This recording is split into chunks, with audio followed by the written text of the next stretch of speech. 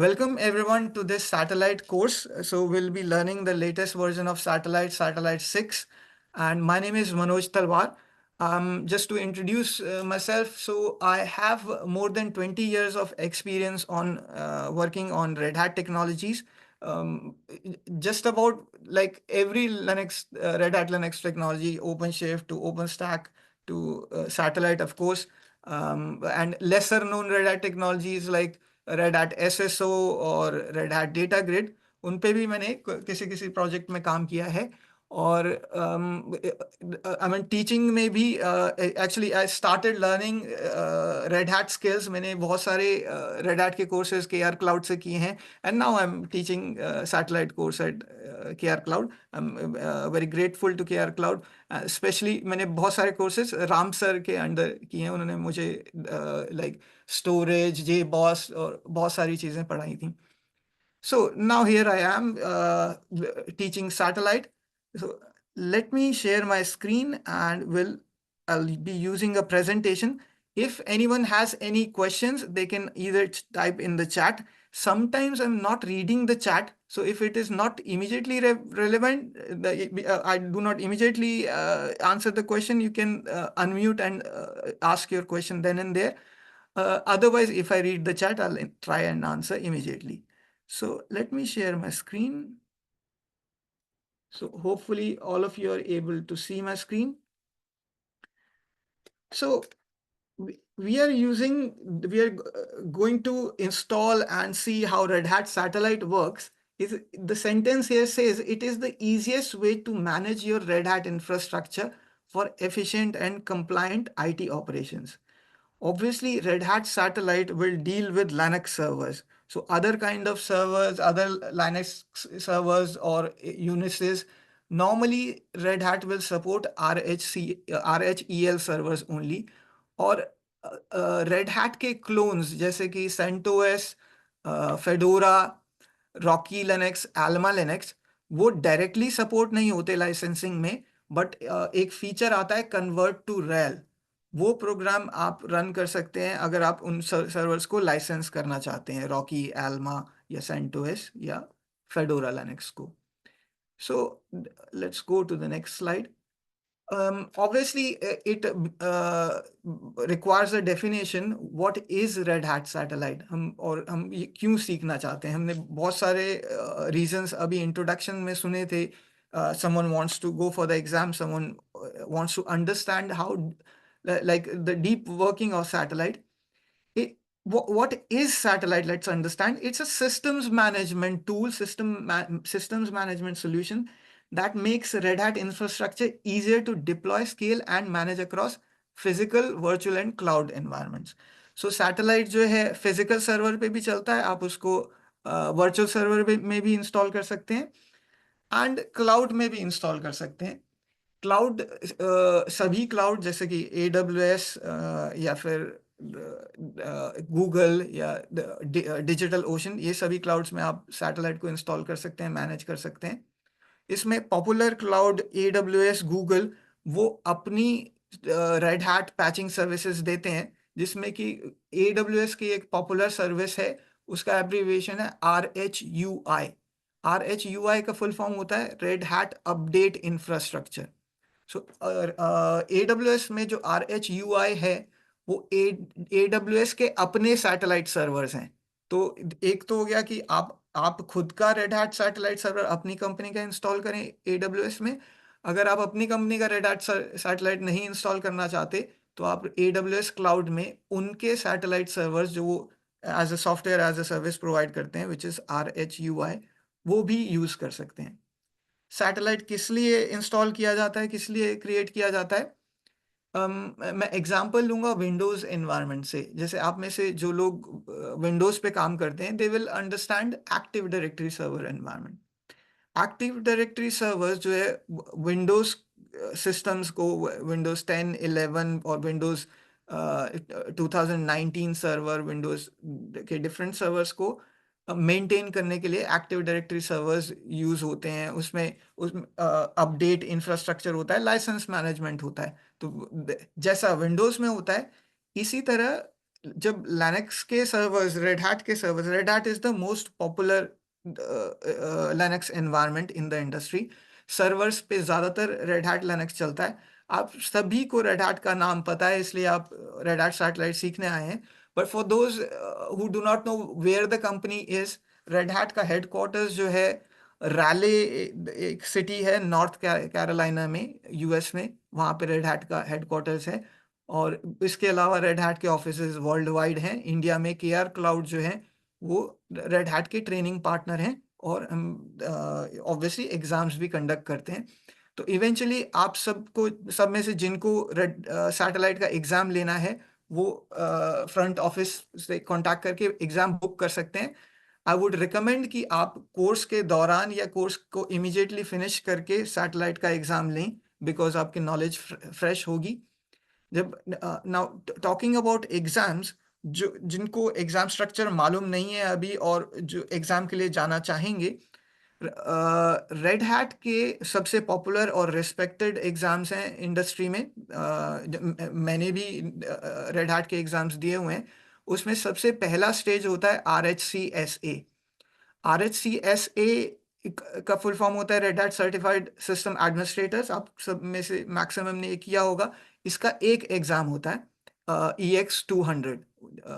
और next stage is RHCE, red Hat certified engineer. इसका भी एक एग्जाम होता है। And next stage is RHCA। So RHCSA, RHCA, इसमें कंफ्यूज नहीं होना है। नेक्स्ट स्टेज में एक RHCSAS ड्रॉप हो जाता है, but it is architect level, system admin और इंजीनियर से एक level above, stage above, red Hat certified architect.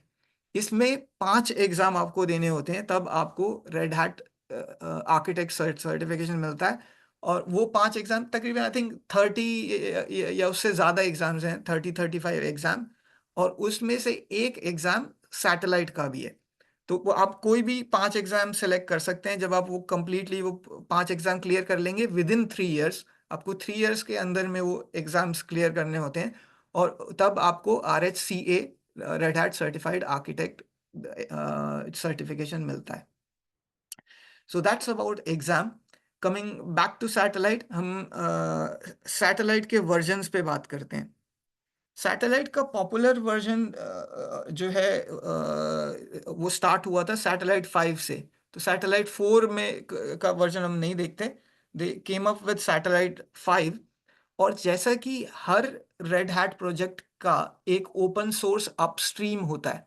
Upstream का मीनिंग क्या होता है कि जो भी एंटरप्राइज सॉफ्टवेयर का मीनिंग क्या होता है, जो supported software red hat release करता है, रेड हैट बनाता है, उनका एक ओपन सोर्स अपस्ट्रीम होता है, जो कि डायरेक्टली रेड हैट से सपोर्टेड नहीं होता, लेकिन ओपन सोर्स कम्युनिटी उस पे डेवलपमेंट करते हैं। ऐसा अपस्ट्रीम सैटेलाइट 5 का था। हम थोड़ा सा सैटेलाइट 5 के बारे में बात कर लेते हैं, क्योंकि करंट वर्जन 6 पे जाने से पहले। सैटेलाइट 5 का अपस्ट्रीम वर्जन था स्पेस वॉक। जैसे रेड हैट का अपस्ट्रीम वर्जन है fedora, red hat enterprise Linux का। ओपन स्टैक का अपस्ट्रीम वर्जन होता है RDO। इसी तरह जो ओपन शिफ्ट का अपस्ट्रीम वर्जन क्यूबरनेटिस का डिस्ट्रीब्यूशन है। सो सैटेलाइट 5 का अपस्ट्रीम वर्जन था स्पेस वॉक। हमने अभी एक किसी ने अपने इंट्रोडक्शन में बताया था कि उन्होंने स्पेस वॉक पे काम किया है। और सैटेलाइट 5 में वो एक ही ओपन सोर्स प्रोजेक्ट था जो कि सैटेलाइट 5 का अपस्ट्रीम था, उसका नाम स्पेस वॉक था। जब रिक्वायरमेंट्स आगे चली, तो रेड हैट ने देखा कि सैटेलाइट 5 की फंक्शनैलिटी अनयूजेबल हो गई है। जो स्पेस वॉक प्रोडक्ट था, वो उसका फंक्शनैलिटी दैट वाज डिग्रेडेड और sort of not rendered useful. तो क्योंकि वो यूजफुल नहीं रहा था, तो रेड हैट ने अपने डेवलपर्स से सैटेलाइट को स्क्रैच से लिखवाया। तो जो अब का करंट सैटेलाइट है, सैटेलाइट 6, वो सैटेलाइट 5 का नेक्स्ट वर्जन नहीं है एक तरह से। ऑल्दो नंबर में ऑब्वियसली 5 के बाद 6 आता है, लेकिन सैटेलाइट 6 जो है वो कंप्लीट रीराइट है। वो टोटली रीराइट किया गया कोड में। और सैटेलाइट 6 को उन्होंने रूबी लैंग्वेज में लिखा है। इसलिए क्योंकि सैटेलाइट 6 कंडेशन के लिए यूज होता है, लिनक्स के इंस्टॉलेशन के लिए यूज होता है, और ऑटोमेशन के लिए यूज होता है, लाइसेंसिंग मैनेजमेंट के लिए यूज होता है। ऑटोमेशन एक इम्पॉर्टेंट पार्ट है सैटेलाइट का। ऑटोमेशन का कंपोनेंट जो है सैटेलाइट 6 में उन्होंने पपेट यूज किया। तो जैसा कि मैं बता रहा था, सैटेलाइट 5 का अपस्ट्रीम स्पेस वॉक वो एक ही प्रोजेक्ट था, लेकिन सैटेलाइट 6 ऑल्दो वो एक प्रोडक्ट है, लेकिन उसके अपस्ट्रीम सॉफ्टवेयर जो कि अभी हम नेक्स्ट स्लाइड में देखेंगे, वो जो टूल्स जो सैटेलाइट यूजर्स को प्रोविजनिंग, कॉन्फ़िगर और अपडेट्स में हेल्प करते हैं, for security and compliance, there are different tools, OpenSCAP for benchmarks, security benchmarks. And also, expert satellite administrator can install, configure, and maintain satellite and capsule servers for a company. अभी यहाँ एक नया term आ जाता है, capsule servers. हमने अभी introduction में भी किसी ने कैप्सूल मेंशन किया था, तैयब ने कहा था कि वो कैप्सूल सर्वर्स इंस्टॉल नहीं है, सिर्फ स्टैंड अलोन सैटेलाइट है। हम देखेंगे कि कैप्सूल सर्वर्स कहाँ पे यूज होते हैं। ये सारी टर्मिनोलॉजी सैटेलाइट 6 जो है बहुत सारे प्रोजेक्ट से बना है। So let's see on the next slide. जो आप यहाँ लेफ्ट में बॉक्स देख रहे हैं, ये इतने सारे प्रोजेक्ट्स हैं अपस्ट्रीम सैटेलाइट के, और इनके अलावा और भी हैं। ये एग्जॉस्टिव लिस्ट नहीं है, ये सारे नहीं है, इनके अलावा और भी हैं। जैसे हैमर हो गया, यहाँ पे हैमर लिस्टेड नहीं है। तो हम इस स्क्रीन पे लिस्टेड प्रोजेक्ट्स की बात करते हैं। सैटेलाइट 6 इतने सारे प्रोजेक्ट्स को मिला के बना है।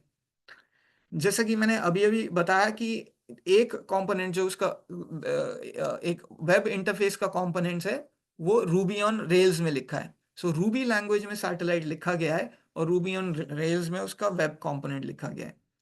उनमें से एक सॉफ्टवेयर प्रोजेक्ट है कैटेलो।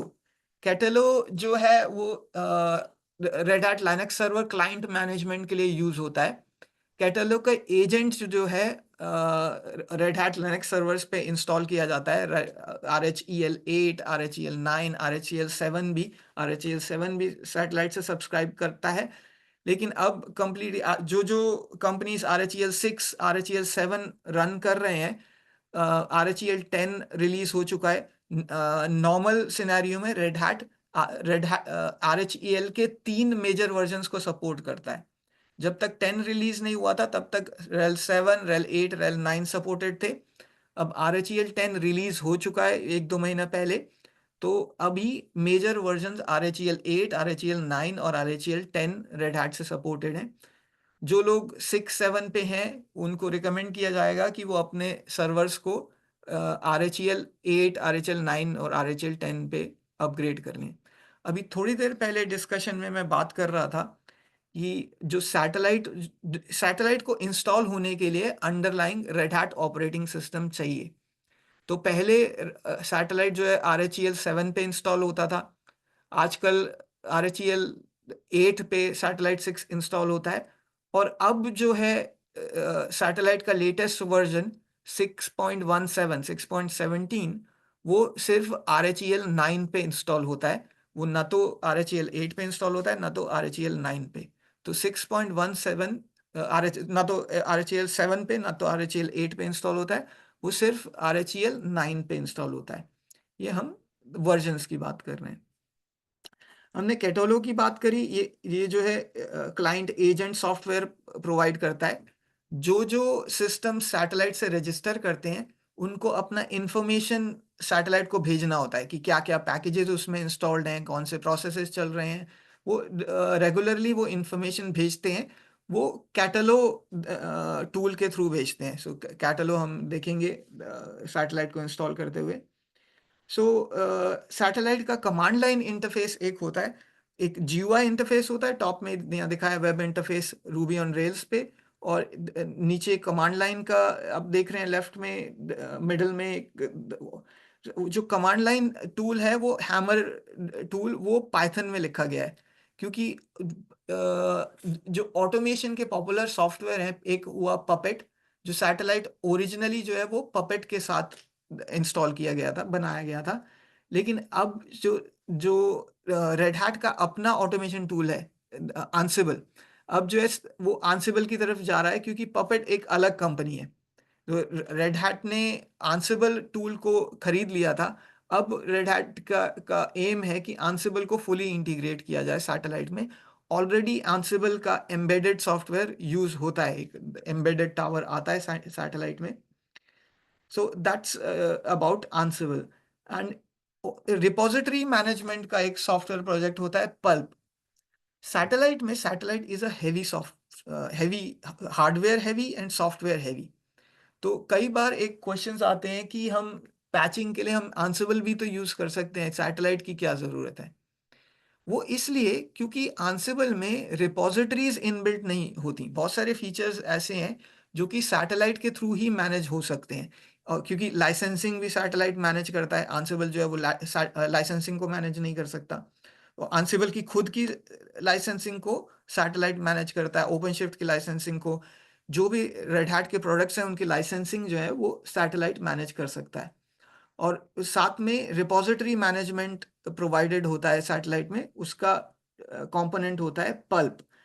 जो सब एक्चुअली सैटेलाइट में एक डेटाबेस नहीं है, सैटेलाइट में दो डेटाबेसेस होते हैं। एक डेटाबेस हो गया पोस्टग्रेस, जो कि सैटेलाइट के इंटरनल्स को, जैसे आप लॉगिन करते हैं तो सैटेलाइट में जो इंटरनल यूजर्स क्रिएट होते हैं, एडमिन यूजर या आपने कोई नया यूजर बनाया, तो वो पोस्टग्रेस के डेटाबेस में बनेगा। वो एक रिलेशनल डेटाबेस है पोस्टग्रेस। इसके अलावा सैटेलाइट में मोंगोडीबी यूज होता है। वो नॉन रिलेशनल डेटाबेस है। वो किस लिए होता है? क्योंकि नॉन रिलेशनल जो है वो फाइल्स को मेंटेन करने के लिए अच्छा रहता है। तो वो आरपीएम फाइल्स को मेंटेन करता है, क्योंकि सैटेलाइट के थ्रू आपको RHEL 7, RHEL 8, RHEL 9, 10 इंस्टॉल करने हैं, तो उनकी पैकेजेस को सिंक करना पड़ेगा, रिपोजिटरीज को सिंक करना पड़ेगा रेड हैट के पोर्टल से। डेली रेड हैट पोर्टल पे अपडेट्स रिलीज होते हैं। वो कैसे सिंक होंगे? वो पल्प के थ्रू सिंक होते हैं।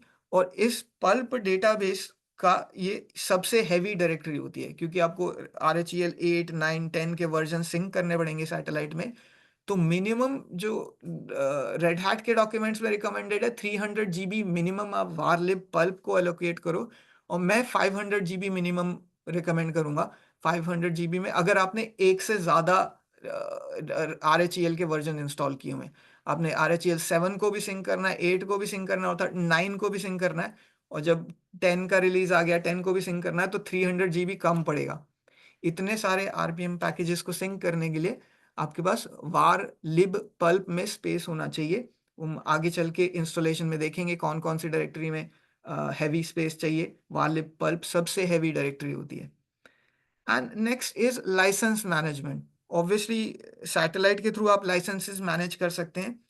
सो लाइसेंसेस न सिर्फ ऑपरेटिंग सिस्टम के, ऑपरेटिंग सिस्टम RHEL 7, 8, 9, 10 के लाइसेंसेस तो मैनेज करने ही करने हैं। वो ये सभी फिजिकल सर्वर्स पे भी इंस्टॉल कर सकते हैं आप, वर्चुअल मशीन्स में भी कर सकते हैं। जैसे अंडरलाइंग वर्चुअलाइजेशन सॉफ्टवेयर हो गए, VMware हो गया या KVM हो गया, उनके ऊपर आप वर्चुअल मशीन्स बना सकते हैं, उनके लाइसेंसेस मैनेज कर सकते हैं, फिजिकल सर्वर के और क्लाउड के सर्वर्स के भी। सो अगर आप क्लाउड में सैटेलाइट इंस्टॉल करते हैं या फिर अपने डेटा सेंटर में ऑन प्रीमाइज करते हैं, और वहां से आप अपने डेटा सेंटर के और क्लाउड के भी लाइसेंसेस मैनेज करना चाहें सैटेलाइट से, तो वो भी कर सकते हैं। बस आपको सैटेलाइट को क्लाउड से कनेक्ट करना पड़ेगा। तो उसमें सैटेलाइट में कौन सा कंपोनेंट मैनेज करता है लाइसेंसिंग को? वो कंपोनेंट है कैंडल पिन। सो कैंडल पिन मैनेजेस लाइसेंसेस। और जो प्रोविजनिंग, प्रोविजनिंग टर्म जो है बहुत सारे पीपल को कंफ्यूज करता है। प्रोविजनिंग का मीनिंग क्या होता है? प्रोविजनिंग का सिंपल सा मीनिंग है creation installation of new servers.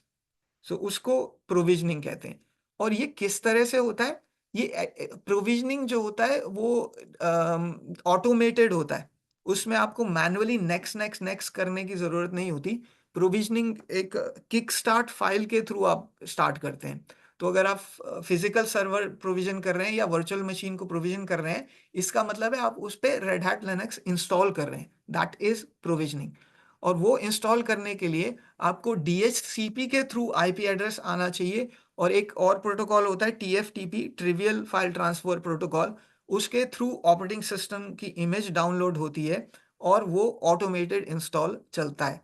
सो आगे चल के हम प्रोविजनिंग भी देखेंगे, एग्जाम्स में भी प्रोविजनिंग का क्वेश्चन आता है। एक चीज, ऑब्वियसली ये एग्जाम फोकस्ड कोर्स नहीं है, लेकिन हम बहुत सारी चीजें एग्जाम से रिलेटेड डिस्कस करेंगे इस कोर्स के दौरान। सो दैट्स अबाउट प्रोविजनिंग। प्रोविजनिंग और कॉन्फ़िगरेशन मैनेजमेंट जो है वो फोरमैन का कंपोनेंट यूज करता है।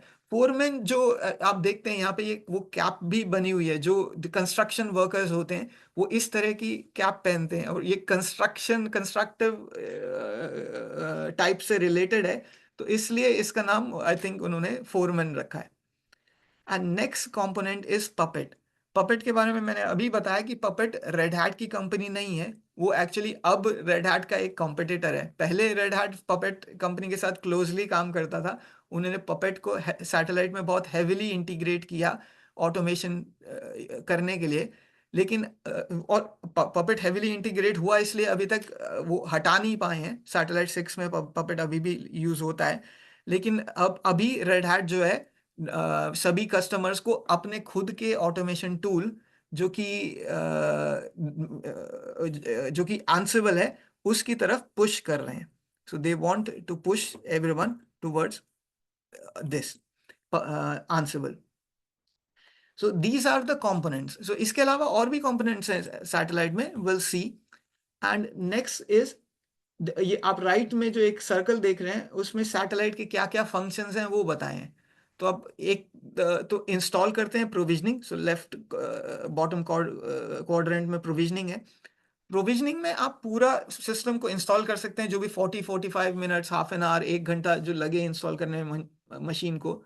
या फिर आप इमेज से भी क्रिएट कर सकते हैं। VMware में टेम्पलेट्स और इमेजेस आते हैं, RHEL 7 के, RHEL 8 के, आप उनसे भी बना सकते हैं। उनसे थोड़ा इंस्टॉलेशन या कॉन्फ़िगरेशन क्विकर हो जाता है, क्योंकि प्रोविजनिंग के थ्रू तो पूरा 40-45 मिनट्स, 1 आवर जितना भी लगता है वो इंस्टॉल करने में लगेगा।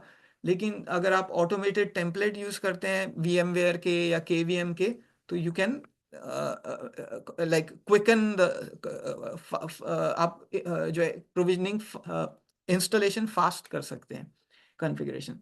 सो once you have installed the system you will need to configure it. So satellite के थ्रू ऑटोमेटेड वे में आप कॉन्फ़िगर कर सकते हैं सिस्टम को। And then you will manage the licenses. So license subscription का next quadrant है. And finally, obviously, you will patch your systems. RHEL 8 आ गया तो RHEL 8 पे patch करेंगे, 9 आया तो 9 पे, then obviously 10 अब रिलीज हो चुका है, so you will plan to update on 10. One thing, एक करियर प्रोग्रेशन की बात करते हैं नेक्स्ट स्लाइड पे जाने से पहले। करियर प्रोग्रेशन में आप, you should always remember, as a satellite admin you are a very responsible person. Although आप मैनेजरियल रोल में नहीं भी हो, but you have to act as a manager, क्योंकि सैटेलाइट के through you are managing obviously more than one system, multiple system, not 10 but 12, maybe 20, 30, 50,000, 5,000 system. So we have managed 5,000, 7,000 server farm for customers. तो इस तरह के environment में you have to behave responsibly. You should know what configuration you are sending through the satellite. आप कोई भी ऐसा configuration जो कि फॉर एग्जांपल ETC होस्ट को उड़ा दे, ऐसा कॉन्फ़िगरेशन आप नहीं भेज सकते।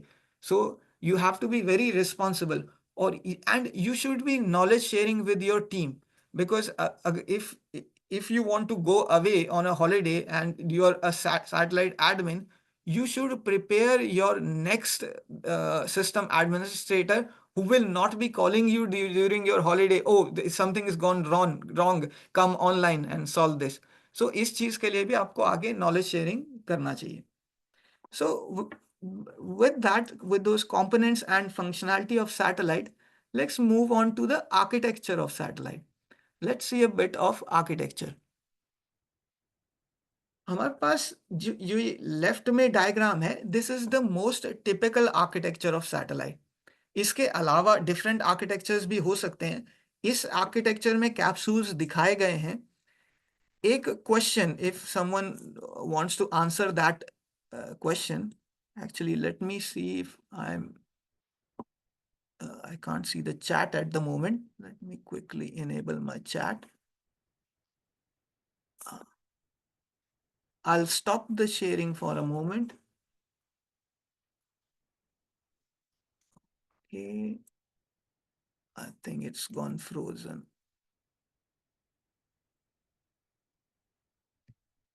Okay, never mind. We'll discuss the architecture. अगर कोई chat में लिख रहे हैं, I think I have got the chat handle now. I just wanted to check nobody has typed in the chat. So, yeah, talking about architecture, generally आप satellite जो है install करते हैं और कैप्सूल्स भी इंस्टॉल करते हैं।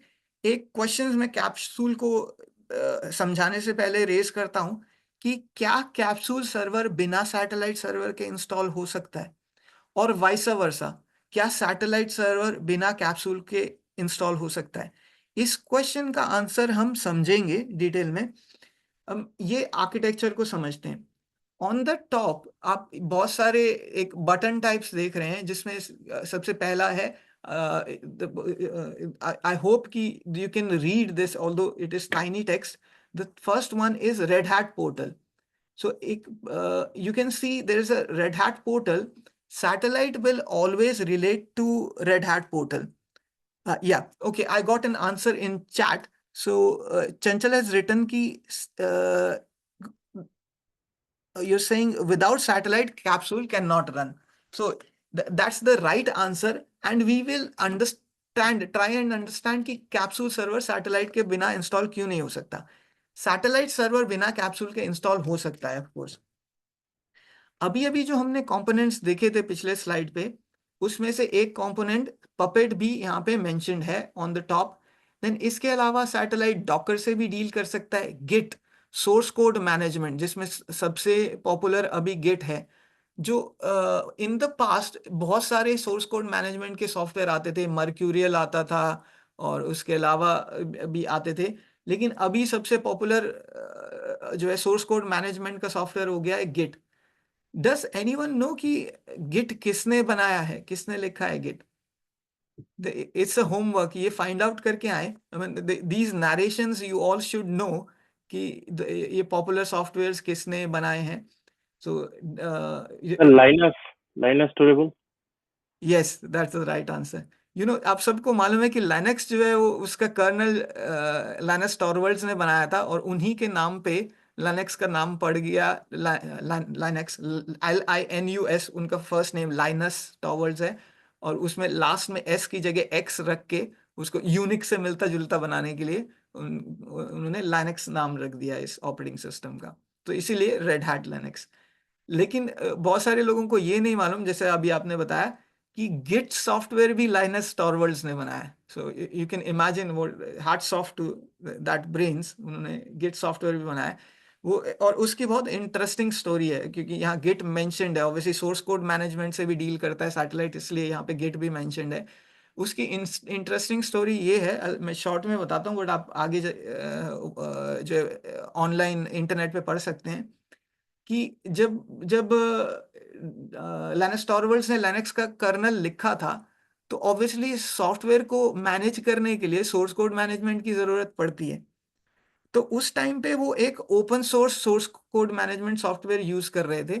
उसका मैं नाम भूल रहा हूँ, उसका नाम बी से शुरू होता था, पर वो इतना रेलेवेंट नहीं है। वो उस टाइम तक लाइनस और टॉरवल्ड्स, OpenBSD.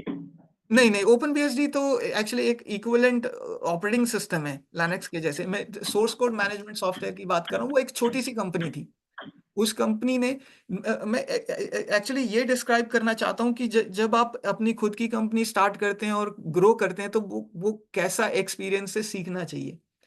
तो वो कंपनी जो उस सोर्स कोड मैनेजमेंट सॉफ्टवेयर को बनाती थी, SCM शॉर्ट में कहते हैं, सोर्स कोड मैनेजमेंट, वो तब तक लाइनस टॉरवल्ड्स पॉपुलर हो चुके थे, क्योंकि उनका लाइनक्स कर्नल जो है वो यूज होना शुरू हो गया था, और लाइनस वो ओपन सोर्स सॉफ्टवेयर यूज करते थे इसको अपना कोड को मेंटेन करने के लिए। उस कंपनी ने एक्चुअली थोड़ा उल्टा दिमाग लगाया। उन्होंने सोचा कि ओ, ये लाइनस टॉरवल्ड्स की वजह से हमारा ओपन सोर्स सॉफ्टवेयर ये पॉपुलर हो रहा है, तो वो दो वर्जन थे, उन्होंने एक फ्री वर्जन रखा हुआ था, ज्यादातर open source software free version होता है, एक एंटरप्राइज वर्जन होता है जो कि पेड वर्जन था। उन्होंने क्या किया, अपने पेड वर्जन को पॉपुलर करने के लिए फ्री वर्जन बंद कर दिया। उन्होंने सोचा कि लाइनस जो है वो पे करेगा उनका सॉफ्टवेयर यूज करने के लिए, लेकिन और उनको ज्यादा रिवेन्यू मिलेगा। लेकिन हुआ इससे उल्टा, लाइनस ने वो उस सॉफ्टवेयर को यूज करना बंद कर दिया और अपना खुद का सॉफ्टवेयर गिट लिख लिया। तो वो उन्होंने लिनक्स तो लिखा ही लिखा था। इस यू कैन इमेजिन ये कितनी इंटरेस्टिंग स्टोरी है। तो अब ऐसा हमें भी अप्रोच रखना चाहिए कि अगर हाँ आप हमें पे करने के लिए मजबूर कर रहे हैं, ठीक है, हम अपना खुद का सॉफ्टवेयर लिख लेंगे। So that's hats off to him. Sir, it was Beatkeeper, I think. या something like that, yes. Beatkeeper, yes. Thanks. So that was the story behind Git creation, क्यों लाइनस ने गिट को बनाया। सो दैट, और इसी तरह से एक सिक्योरिटी का प्रोटोकॉल होता है स्कैप, जो सैटेलाइट में जो है सिक्योरिटी के लिए स्कैप और ओपन स्कैप यूज होता है। और स्कैप का फुल फॉर्म होता है security content access protocol. Although हम स्कैप का कवर नहीं करेंगे इस कोर्स में, लेकिन यू शुड नो कि एक स्कैप जो है बेंचमार्किंग के लिए यूज होता है, जिसके थ्रू आप जैसे पॉपुलर स्टैंडर्ड्स होते हैं, CIS standard, computer internet security standard, वो CIS स्टैंडर्ड के बेंचमार्क्स होते हैं, या हेल्थ इंडस्ट्री के स्टैंडर्ड्स होते हैं, HIPAA। उसमें आपको मेंशन मेक श्योर करना होता है कि जो पेशेंट का डाटा है वो सिक्योर रहे। तो वो स्टैंडर्ड कंप्लायंट जो है वो सैटेलाइट को वो सर्टिफिकेशन स्कैप के थ्रू इम्प्लीमेंट होते हैं। और कॉस्ट कस्टमर कंटेंट, कस्टमर्स अपने कस्टम RPM भी बना सकते हैं। हम इस कोर्स में कस्टम RPM बनाना तो नहीं देखेंगे, लेकिन ये जरूर देखेंगे कि RPM को साइन कैसे करते हैं GPG की से। आई एम श्योर आप सबने GPG सिक्योरिटी जी कीज के बारे में सुना होगा। तो हम थोड़ा आगे के क्लासेस में GPG कीज पे भी बात करेंगे। that is the kind of tools that satellite deal with। अब बीच में एक जो ब्लू आउटलाइन में ये सैटेलाइट यहाँ पे दिया हुआ है आर्किटेक्चर में। सैटेलाइट में जो है ऑर्गेनाइजेशंस होते हैं। जब हम कल सैटेलाइट इंस्टॉल करेंगे फर्स्ट टाइम। आज तो हमारा थ्योरी सेशन है, कल प्रैक्टिकल सेशन होगा। और जैसे अभी एक स्टूडेंट बात कर रहे थे, उनके पास ऑलरेडी 6.17 इंस्टॉल्ड है, तो चाहे तो वो अपना लैब यूज कर सकते हैं। बट मोस्ट लाइकली मैं खुद के लैब में आपको सैटेलाइट इंस्टॉल करना दिखाऊंगा।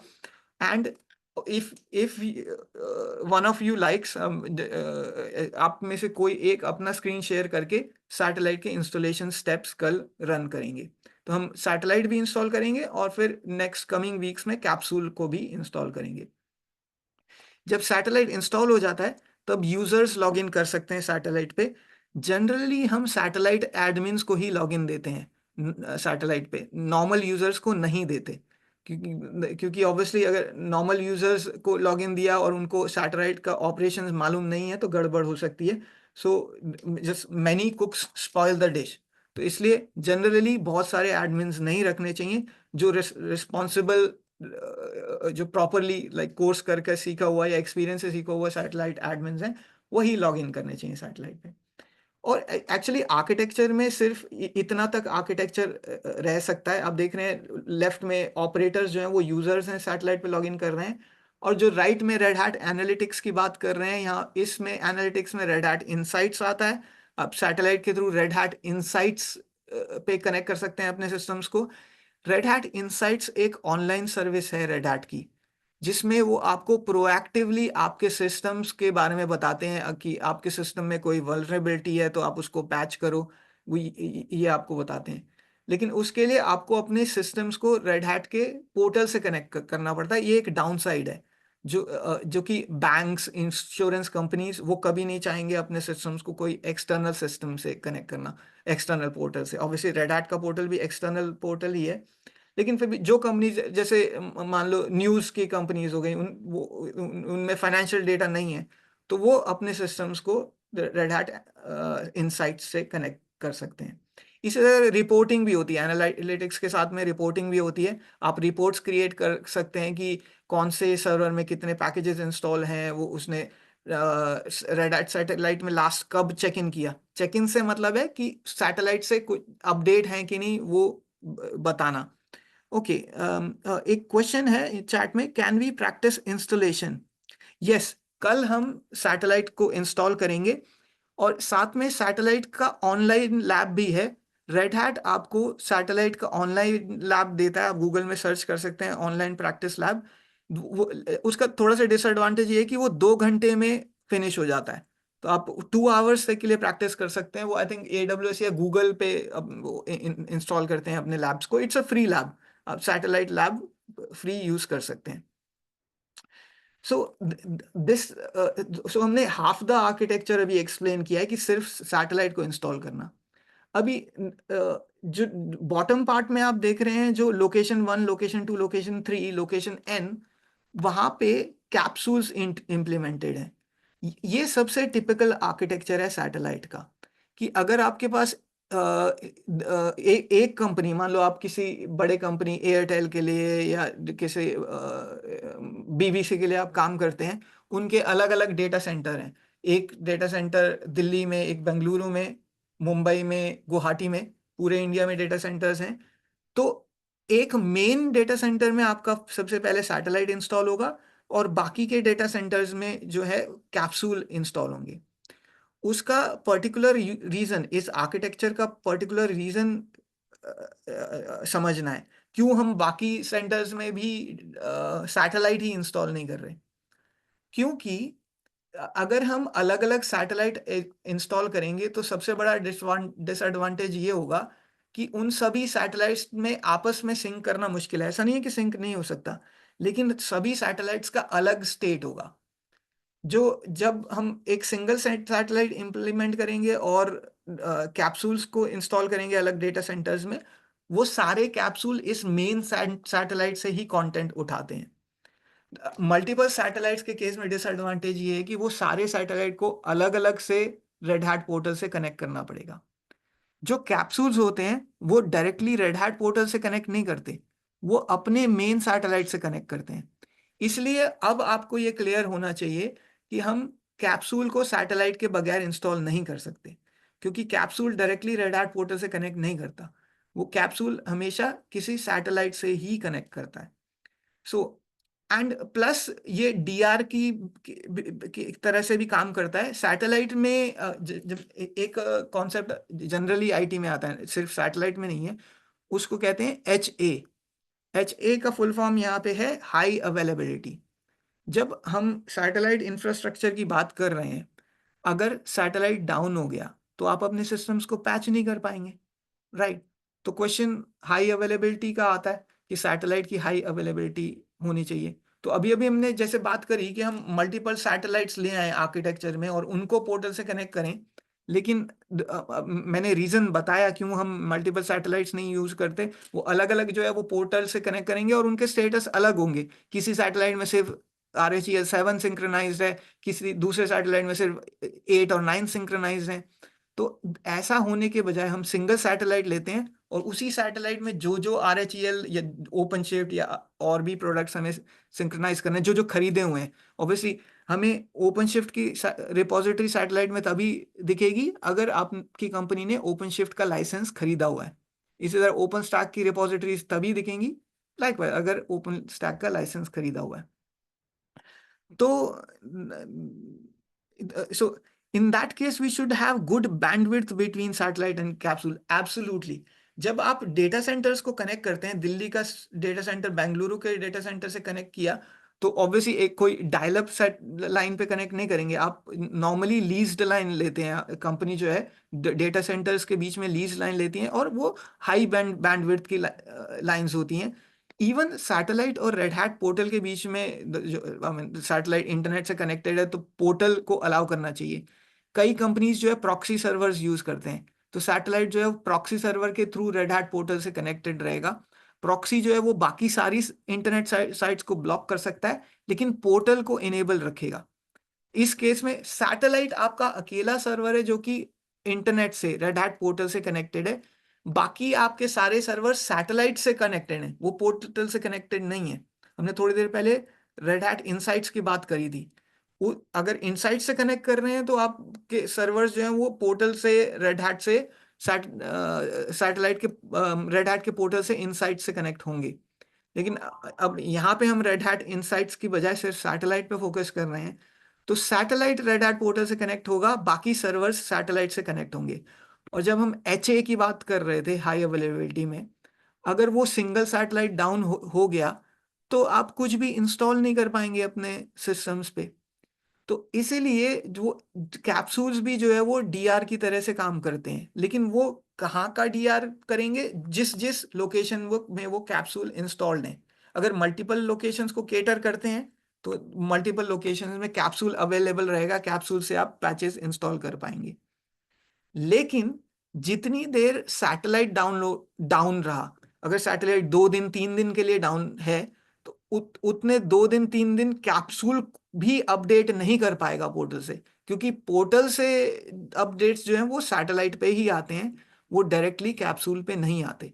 इसलिए जो सैटेलाइट का SLA होना चाहिए।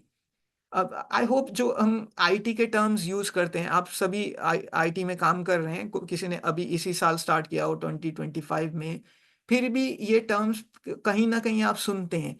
एक पॉपुलर टर्म है SLA। SLA का फुल फॉर्म होता है सर्विस लेवल अग्रीमेंट। जब आप सैटेलाइट एडमिन के तौर पे सैटेलाइट को इंस्टॉल करते हैं और उसको मेंटेन करते हैं, तो आप वो सैटेलाइट की सर्विस आपने किसी बिजनेस को सर्व करने के लिए बनाई है, राइट?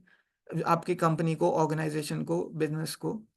अगर किसी वजह से आपका सैटेलाइट डाउन गया तो बिजनेस आपको आके पूछेगा, आप आईटी पर्सन है, सैटेलाइट के एडमिनिस्ट्रेटर हैं, आपसे पूछेगा भाई क्यों सैटेलाइट डाउन है, हम अपने सिस्टम्स को अपग्रेड नहीं कर पा रहे। तब आप उनको रीजन बताएंगे, आपको अच्छे से समझ में आना चाहिए सैटेलाइट क्यों डाउन हुआ, आपकी साइड से प्रॉब्लम है या नेटवर्किंग साइड प्रॉब्लम है या कोई फायरवॉल इशू है, या तो ये सब चीजें आपको समझनी चाहिए। इसलिए सैटेलाइट एडमिन को न सिर्फ रेड हैट सैटेलाइट या RHEL लिनक्स की जानकारी होनी चाहिए, उनको एक अच्छी समझ, अच्छी जानकारी नेटवर्किंग की भी होनी चाहिए, वीलैन्स क्या होते हैं वो सब पता होना चाहिए। ऑब्वियसली ये सब हम इस कोर्स में कवर नहीं करेंगे, लेकिन जहां जहां पे हमारा इंटरेक्शन नेटवर्किंग टीम से होगा, फायरवॉल टीम से होगा, सिक्योरिटी टीम से होगा, तो हमें ये तो पता होना चाहिए कि हमें उनसे क्या बात करनी है। सैटेलाइट जिस वीलैन पे है वो वीलैन डाउन हो गया, तो हम as a satellite admin networking को जाके ये बता तो सकें भाई आपका वीलैन डाउन है। तो ये बेसिक जानकारी होनी चाहिए। डोंट वरी कि आपको अभी वीलैन क्या होता है, HA क्या होता है वो पता नहीं है, SLA क्या होता है। हम कुछ कुछ चीजें, ये टर्मिनोलॉजी इस सैटेलाइट कोर्स में भी डिस्कस करेंगे।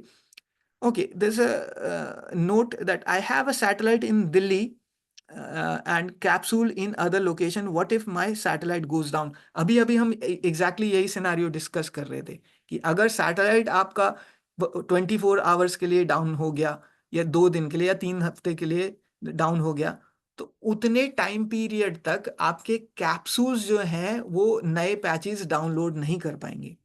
इसीलिए मैंने SLA की बात करी। जब बिजनेस आपसे आके पूछेगा कि नए पैचेस क्यों नहीं आ रहे, तो आपको, अगर वो आपकी वजह से डाउन हुआ है कि सैटेलाइट में कुछ इशू है, स्पेस फिल हो गया, तो आपको ऑब्वियसली, इसीलिए आपको बेसिक RSCSA की जानकारी तो होनी चाहिए। मैंने कल व्हाट्सएप ग्रुप में लिखा था प्रिपरेशन में, यू शुड ऑल नो कि ऐसा नहीं होता कि आपने सीधा ही सैटेलाइट से स्टार्ट कर दिया। वैसे वो भी बहादुरी होगी अगर आप बिना RSCSA सीखे सैटेलाइट पे जा रहे हैं, लेकिन फिर बहुत सारी चीजें समझ में आना मुश्किल होंगी। इसलिए अगर आपको ये नहीं मालूम कि स्पेस फिल हो जाता है तो उसको कैसे क्लियर करते हैं, तो सैटेलाइट को मेंटेन करना आपके लिए मुश्किल होगा। सो RSCSA की बेसिक क्वालिफिकेशन होनी चाहिए। अगर आपने RSCSA का एग्जाम नहीं भी दिया है तो भी उतना एक्सपीरियंस होना चाहिए आपको कि ये आ सके कि एक basic networking, basic space fill हो जाए तो वो सबको कैसे रिजॉल्व करें। तो बिजनेस आपसे आके पूछेगा कि सैटेलाइट डाउन हुआ, तो एक आपका SLA होता है, सर्विस लेवल एग्रीमेंट। अगर वो सर्विस लेवल एग्रीमेंट 24 घंटे का है, तो आपको 24 घंटे में सैटेलाइट वापस लाना ही लाना पड़ेगा। आपने पूरे दिन की जॉब करी, 9 to 6, 6 बजे आप घर जाने लगे हैं, और आपके जूनियर ने बताया कि अरे सर सैटेलाइट डाउन हो गया है। तो और अगर आपका SLA सैटेलाइट को वापस लाने का 24 आवर्स है या 4 आवर्स है, 24 आवर्स है तो चलो आप अगले दिन मॉर्निंग में आप आके उसको देख सकते हैं। लेकिन अगर आपको सैटेलाइट को 4 आवर्स में वापस आना है, आप किसी बैंक के लिए काम कर रहे हैं, बैंक 4 घंटे से ज्यादा जो है वो सैटेलाइट का डाउन रहना बर्दाश्त नहीं कर सकता, तो हो सकता है आपको वो 6 बजे भी 4 घंटे और सर ऑफिस में रुक के सैटेलाइट को वापस लाना पड़े। तो वो आपके एसएलए पे डिपेंड करता है, आपकी कंपनी की एसएलए क्या है। एसएलए का फुल फॉर्म होता है service level agreement. Service level agreement क्या है? अगर वो 2 घंटा है, 4 घंटा है, उतनी देर में आपको सैटेलाइट को वापस अप करना पड़ेगा। अगर आपका एसएलए 2 घंटा है, 2 घंटे में सैटेलाइट अप नहीं हुआ, तो आपका सर्विस लेवल एग्रीमेंट ब्रीच होता है। ये सारे रिपोर्ट्स जो है वो मैनेजमेंट को जाते हैं, आपका जो मैनेजर, उनके ऊपर का मैनेजर, अल्टीमेटली सीईओ लेवल तक ये क्वेश्चन किया जाएगा कि ये सर्विस लेवल एग्रीमेंट ब्रीच क्यों हुआ। फिर वो आपसे एक आरसीए मांगेंगे। अब जो लोग आरसीए नहीं जानते, आरसीए का फुल फॉर्म कोई चैट में लिख सकते हैं? What is RCA? आरसीए का फुल फॉर्म होता है रूट कॉज एनालिसिस। अगर वो सर्विस लेवल ब्रीच हुआ, या thanks, multiple people are writing root cause analysis, correct. Root cause analysis इसलिए किया जाता है ताकि आपको पता चले कि वो डाउन क्यों हुआ। रूट कॉज एनालिसिस सिर्फ आईटी की टर्म नहीं है।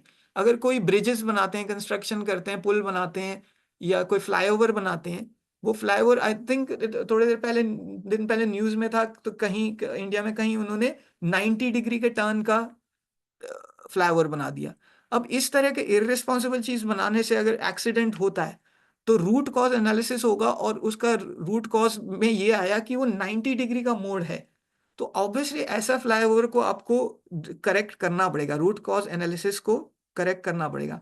अगर सैटेलाइट के डाउन होने का रूट कॉज एनालिसिस आया कि स्पेस नहीं था, तो क्वेश्चन आप पे ये आएगा नेक्स्ट की मॉनिटरिंग क्या कर रहा था, फिर आपने मॉनिटर क्यों नहीं किया कि स्पेस फेल हो गया। तो आप रूट कॉज एनालिसिस में जाएंगे और देखेंगे कि मॉनिटरिंग हो सकता है कहीं फेल हो गया हो, उसने अलर्ट नहीं भेजा।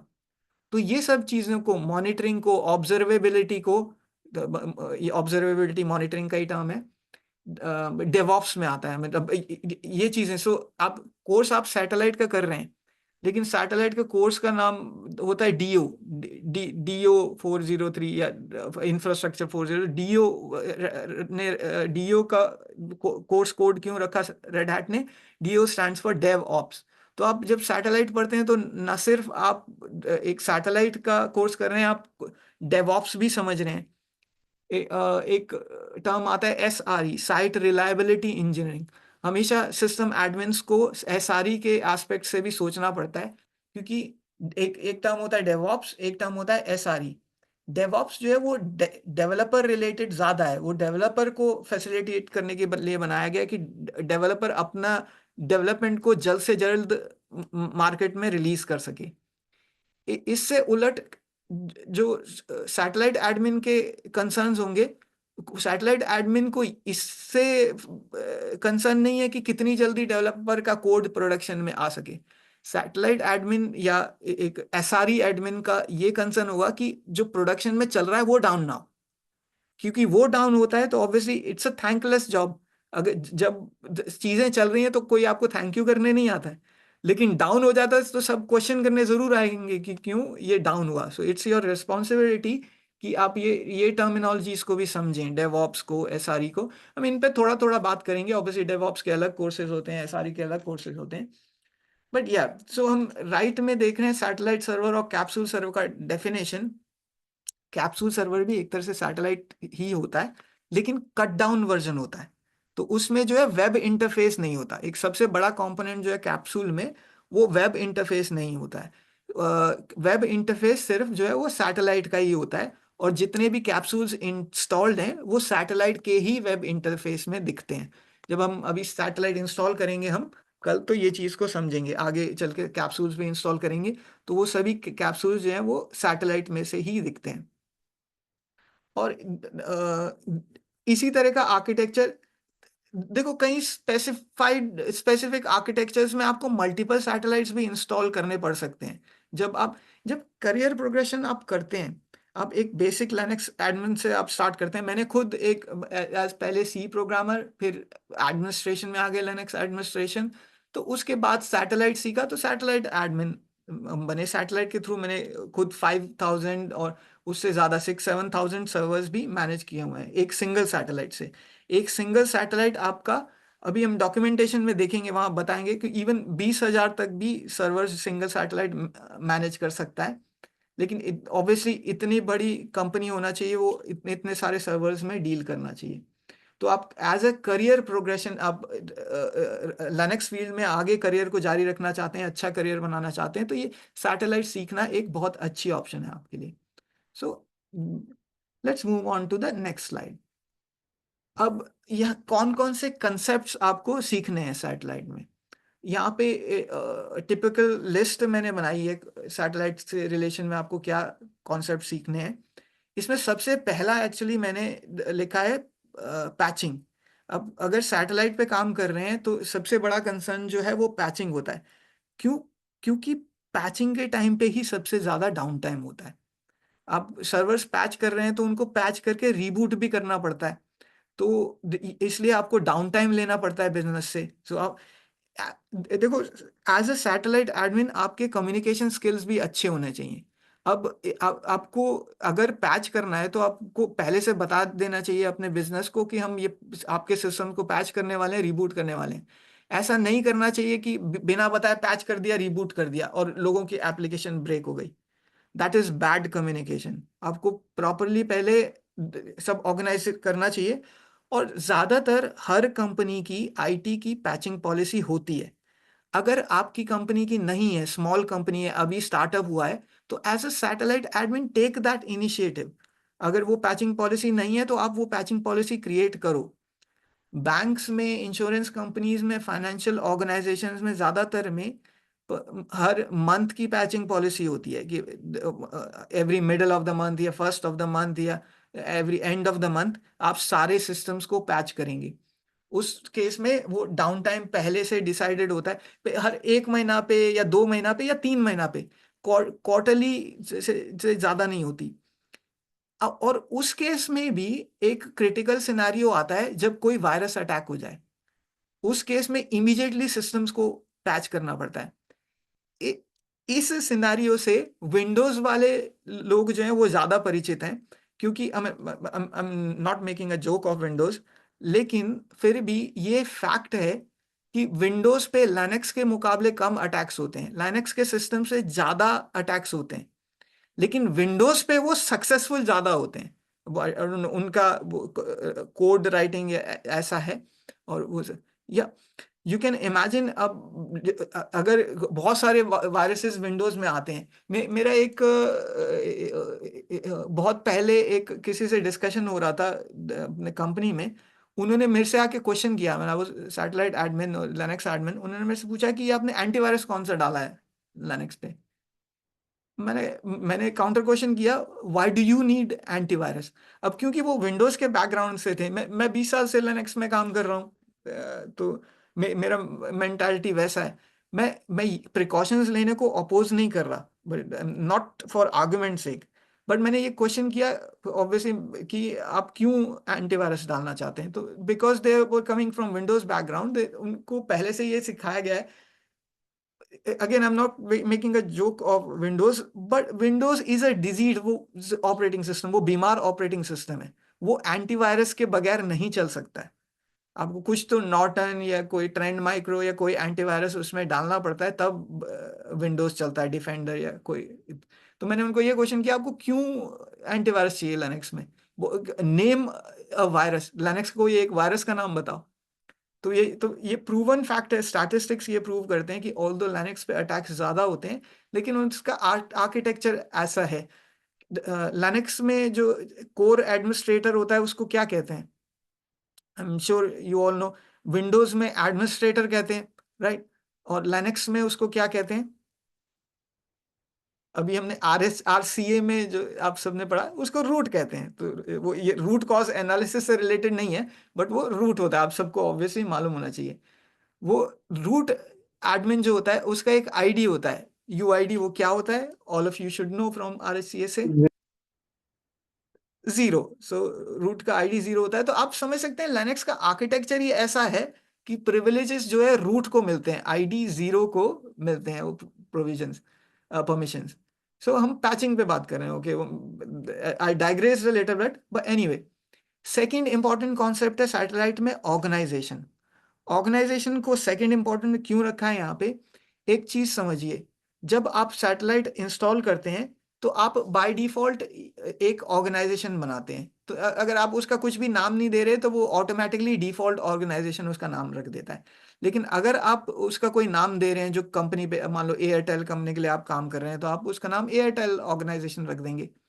तो एक सैटेलाइट में लेकिन एक से ज्यादा ऑर्गेनाइजेशंस बनाए जा सकते हैं। जनरली एक ही ऑर्गेनाइजेशन बनाते हैं, लेकिन यहाँ समझने की बात यह है कि हर एक ऑर्गेनाइजेशन का अलग लाइसेंस होता है। सैटेलाइट अगर एक ही है, लेकिन आपने उस सैटेलाइट में एक से ज्यादा ऑर्गेनाइजेशंस बनाए, तो जितने ऑर्गेनाइजेशन बनाए हैं उतने लाइसेंस आपको रेड हैट से लेने पड़ेंगे। सो दो ऑर्गेनाइजेशन का एक लाइसेंस नहीं होता। दो ऑर्गेनाइजेशन बनाए हैं तो दो ही लाइसेंस लगेंगे। वो लाइसेंस क्या होते हैं, मैनिफेस्ट फाइल, वो हम कल देखेंगे। सो बेसिक कॉन्सेप्ट ऑर्गेनाइजेशन के बारे में समझने का ये है कि जितने सैटेलाइट में आप ऑर्गेनाइजेशन बनाएंगे उतने आपको लाइसेंस लेने पड़ेंगे। और एक से ज्यादा ऑर्गेनाइजेशन कब बनाने पड़ते हैं? अगर आपकी एक ही कंपनी, आप एक ही कंपनी के लिए काम कर रहे हैं, मान लो किसी क्लॉथ मैन्युफैक्चरिंग कंपनी के लिए काम कर रहे हैं, उनका आईटी डिपार्टमेंट, तो वो एक ही कंपनी है, स्मॉल कंपनी है, आप उसमें एक ही ऑर्गेनाइजेशन बनाएंगे। लेकिन मान लो आप किसी टेलीकॉम प्रोवाइडर के लिए काम कर रहे हैं, तो अगर वो एयरटेल या जियो हो गया, और वो एयरटेल जियो जो है सैटेलाइट अलग अलग कस्टमर्स के लिए बनाते हैं, तो जियो के भी टेलीकॉम के बहुत सारे कस्टमर्स होते हैं जो उनसे ब्रॉडबैंड सर्विसेज वगैरह लेते हैं। तो उस केस में अगर आप एक सैटेलाइट इंस्टॉल कर रहे हैं तो कस्टमर्स के को मिक्स नहीं करना चाहेंगे आप। उस केस में जो जो भी आपके एंड कस्टमर्स हैं, अगर एयरटेल की सर्विस आप किसी स्पोर्ट्स कंपनी ने भी ली है और किसी गारमेंट मैन्युफैक्चरिंग कंपनी ने भी ली है, तो आप उन दोनों कंपनीज के ऑर्गेनाइजेशंस को मिक्स नहीं करना चाहेंगे। उस केस में आप स्पोर्ट्स कंपनी के ऑर्गेनाइजेशन अलग बनाएंगे सैटेलाइट में, दूसरी कंपनी के ऑर्गेनाइजेशन अलग बनाएंगे, और उनके ऑब्वियसली लाइसेंसेस भी अलग अलग होंगे, क्योंकि स्पोर्ट्स कंपनी के आईटी रिक्वायरमेंट्स अलग हैं, दूसरे कंपनी के अलग हैं। So that is organisation. और ऑर्गेनाइजेशन से रिलेटेड ही एक कॉन्सेप्ट है लोकेशन। लोकेशन से ज्यादातर लोग समझते हैं जोग्राफिक लोकेशन। हमने अभी डेटा सेंटर होने की बात करी, तो हम दिल्ली, चेन्नई, मुंबई, गुवाहाटी में डेटा सेंटर है, ये जोग्राफिक लोकेशन है, सिटीज हैं। लेकिन जरूरी नहीं है कि हम जोग्राफिक लोकेशन से ही नाम रखें अपने लोकेशंस के। सैटेलाइट में लोकेशंस के नाम आप लॉजिकल भी रख सकते हैं। अब लॉजिकल से मेरा क्या मीनिंग है? कोई कोई कंपनी इतनी बड़ी होती है कि अलग अलग डिपार्टमेंट्स को अलग अलग लाइसेंस लेने होते हैं रेड हैट के। तो मान लो एचआर डिपार्टमेंट को अलग लाइसेंस चाहिए, उनके अपने एचआर के पेरोल सिस्टम्स चलते हैं। मान लो आईटी डिपार्टमेंट के अलग हैं, और पेरोल डिपार्टमेंट, एचआर डिपार्टमेंट, जो लीगल डिपार्टमेंट अलग है कंपनी में, उनके अपने सर्वर्स हैं। तो उस केस में आप उतने लोकेशंस बना सकते हैं, लीगल का अलग लोकेशन बना सकते हैं, आईटी डिपार्टमेंट का अलग लोकेशन बना सकते हैं। तो लोकेशन जरूरी नहीं है कि जोग्राफिकल लोकेशन ही हो, सिटीज हो या कुछ हो, वो अलग अलग डिपार्टमेंट्स भी हो सकते हैं वो लोकेशन। तो हम ऑर्गेनाइजेशन लोकेशन भी कल देखेंगे, जब सैटेलाइट इंस्टॉल करेंगे तो ऑर्गेनाइजेशन और लोकेशन भी बनते हैं। एनवायरमेंट्स एक इंपॉर्टेंट कंसेप्ट है एनवायरमेंट्स का। एनवायरमेंट्स जो है वो लाइफ साइकिल एनवायरमेंट्स होते हैं। एक लाइफ साइकिल एनवायरमेंट्स को आप कैसे समझते हैं? Development environment, test QA environment, pre production environment, आप जो जो भी प्रोडक्शन से पहले के एनवायरमेंट्स रखना चाहें, QA, test, pre production, staging, staging environment भी कहते हैं। और फिर प्रोडक्शन एनवायरमेंट। क्या हम जो रेड हैट ने नए पैचेस रिलीज किए वो सीधा प्रोडक्शन एनवायरमेंट में डाल देंगे? ये समझने की चीज है। आप में से कोई यस नो लिख सकते हैं, सभी यस नो लिखें चैट में। हम देखते हैं कि प्रोडक्शन एनवायरनमेंट में सीधा पैचेस डालने चाहिए या कि नहीं, ये क्वेश्चन है। या पहले ओके, नो, नेवर, मुझे कहीं भी किसी को ये डाउट तो नहीं है कि यस सीधा प्रोडक्शन एनवायरनमेंट में डाल देना चाहिए? ऐसा कभी नहीं करना चाहिए। आपको हमेशा पैचिंग पहले डेवलपमेंट या क्यूए एनवायरनमेंट या टेस्ट एनवायरनमेंट में टेस्ट करनी चाहिए। मैं अपना पर्सनल एक्सपीरियंस बताता हूँ। बहुत साल पहले, और ये मैं पिछले कोर्सेज में भी शेयर करता आया हूँ, कि क्या हुआ कि एक पैच ऐसा आया कि जो ईटीसी होस्ट फाइल को डिलीट कर देता था। आप सबको ईटीसी होस्ट फाइल का इंपॉर्टेंस मालूम होना चाहिए। लिनक्स में एक डायरेक्टरी होती है। अब आई होप कि ऐसा कोई नहीं है जिसको ये नहीं मालूम हो कि ईटीसी डायरेक्टरी क्या होती है या होस्ट फाइल क्या होती है। ठीक है। Always we first test in development environment. ETC host file उस पैच ने उड़ा दी। ये चीज डेवलपमेंट एनवायरनमेंट में पकड़ी नहीं गई, क्योंकि डेवलपमेंट वाले जो है वो अपना काम नहीं कर रहे थे, उन्होंने टेस्टिंग नहीं की उस पैच की। होते हुए ये चीज क्यूए में पकड़ी गई। क्योंकि कभी भी हमेशा, जब पहले जब मैं पैचिंग साइकिल की बात कर रहा था, हर महीने की पैचिंग साइकिल है, तो आपको टाइम इक्वली डिवाइड करना पड़ेगा। पहले डेवलपमेंट एनवायरनमेंट को पैच किया तो एक हफ्ते तक वेट करना पड़ेगा कि डेवलपमेंट एनवायरनमेंट में कुछ गड़बड़ ना हो। वो वेट करने के बाद उससे नेक्स्ट एनवायरनमेंट में टेस्ट क्यूए में फिर वो पैच प्रमोट किया जाएगा। फिर उसको एक हफ्ता दिया जाएगा देखने के लिए, और उसके बाद प्रोडक्शन में किया जाएगा। तो एक ऐसा पैच आया जिसने ईटीसी होस्ट को फाइल को उड़ा दिया। अब ईटीसी होस्ट फाइल उड़ गई तो वो डेवलपमेंट में किसी ने टेस्ट नहीं किया, वो पता नहीं चला। क्यूए में आके सडनली मेल सर्विस रुक गई। क्यों? ईटीसी होस्ट में सबसे इंपॉर्टेंट एंट्रीज क्या होती हैं? लोकल होस्ट की होती हैं, 127.0.0.1। अगर आप वो एंट्री सिस्टम से उड़ा देंगे तो बहुत सारी इंटरनल सर्विसेज चलनी बंद हो जाएंगी, एनएफएस, मेल सर्विस। तो ये चीजें, तो ऑब्वियसली वो क्यूए में टेस्टिंग होती थी कि हम वो ईमेल्स भी करके देखते थे। लकीली वो क्यूए में पकड़ा गया कि मेल्स नहीं जा रही। वो अब वहाँ रूट कॉज एनालिसिस हुआ, मेल्स क्यों नहीं जा रही, क्यों नहीं जा रही, तो किसी को सपना तो नहीं आएगा कि ईटीसी होस्ट उड़ गई है। तो देखते देखते पता चला वो 127 की सर्विस नहीं चली। 127 क्यों नहीं चल रहा? क्योंकि वो रिजॉल्व नहीं हो रहा लोकल होस्ट। वो फिर पता चला ईटीसी होस्ट जो है एम्प्टी है। तो ये चीज, ऐसी घटना प्रोडक्शन में ना हो जाए, इसलिए आपको सैटेलाइट से पहले डेवलपमेंट एनवायरनमेंट को पैच करना है, फिर QA test life cycle environment को, फिर प्री प्रोड स्टेजिंग जो भी बीच में एनवायरनमेंट आप दो तीन या उससे ज्यादा एनवायरनमेंट बना सकते हैं, और फाइनली फिर प्रोडक्शन एनवायरनमेंट को पैच करना चाहिए कि ऐसा दुर्घटना ना हो। That's about environment. फिर जो नेक्स्ट पॉइंट है, अभी मैंने ऑर्गेनाइजेशन से रिलेशन में बताया कि कल हम सैटेलाइट में मैनिफेस्ट फाइल देखेंगे। मैनिफेस्ट फाइल जो है वो सैटेलाइट का लाइसेंस होती है। मैनिफेस्ट फाइल एक जिप फाइल होती है, यहाँ पे 0.5 में लिखा है लाइसेंस जिप फाइल। वो देखो, अलग अलग दुनिया में मैनिफेस्ट का मीनिंग अलग अलग होता है। ठीक है, इन डिफरेंट वर्ल्ड्स। जैसे सैटेलाइट में मैनिफेस्ट का मीनिंग होता है सैटेलाइट का licence. When we say in Satellite world what is manifest, it is the licence file of Satellite. Satellite बिना मैनिफेस्ट फाइल के नहीं चल सकता। जब आप सैटेलाइट इंस्टॉल करते हैं तो आप रेड हैट से लाइसेंस लेते हैं, वो लाइसेंस मैनिफेस्ट के फॉर्म में आता है। आप रेड हैट के पोर्टल से उसको एक्सपोर्ट कर सकते हैं। वो मैनिफेस्ट फाइल को एक्सपोर्ट करके फिर आप अपने सैटेलाइट में लोड करेंगे। उस मैनिफेस्ट फाइल में जो जो लाइसेंसेस हैं, वो वाली रिपोजिटरीज फिर आपको सैटेलाइट में दिखेंगी सिंक करने के लिए। वो रिपोजिटरीज को आप सैटेलाइट से सिंक करेंगे, फिर उन रिपोजिटरीज के आरपीएम्स जो है वो अपने लिनक्स सर्वर्स पे इंस्टॉल करेंगी। So manifest file is the licence of Satellite. मैंने अभी अभी ऑर्गेनाइजेशन के बारे में बताया था। अगर एक से ज्यादा ऑर्गेनाइजेशन है तो एक सिंगल मैनिफेस्ट फाइल से चल जाएगा कि नहीं? Did you understand the concept? You can write yes और नो इन चैट।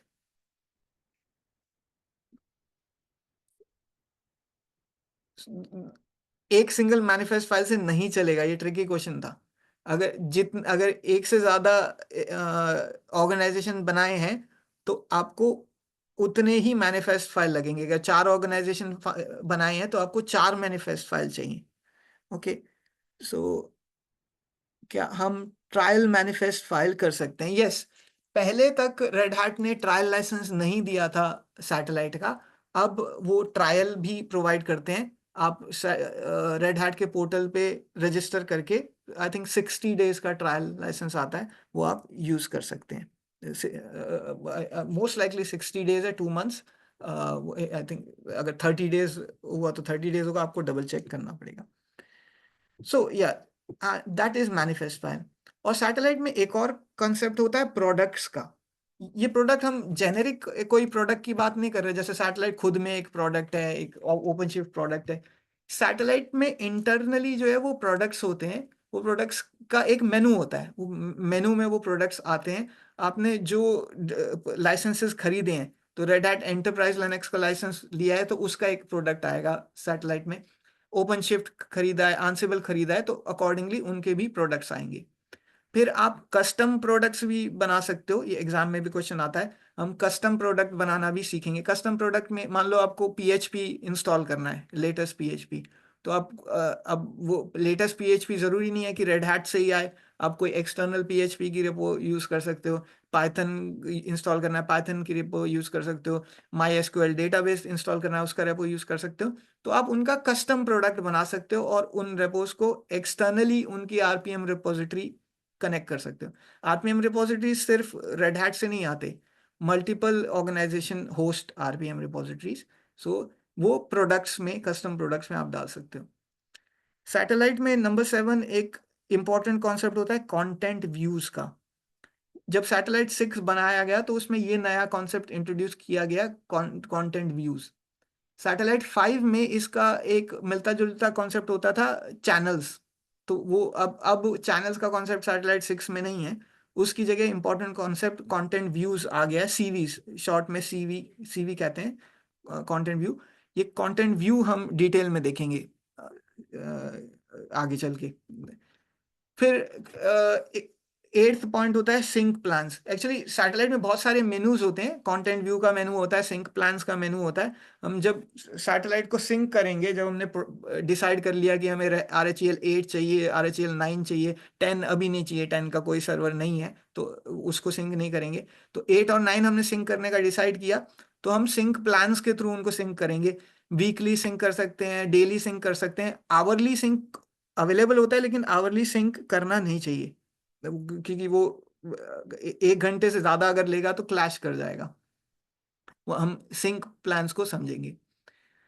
नेक्स्ट कॉन्सेप्ट्स होते हैं 9 और 10। एक कॉन्सेप्ट होता है होस्ट कलेक्शन और होस्ट ग्रुप्स।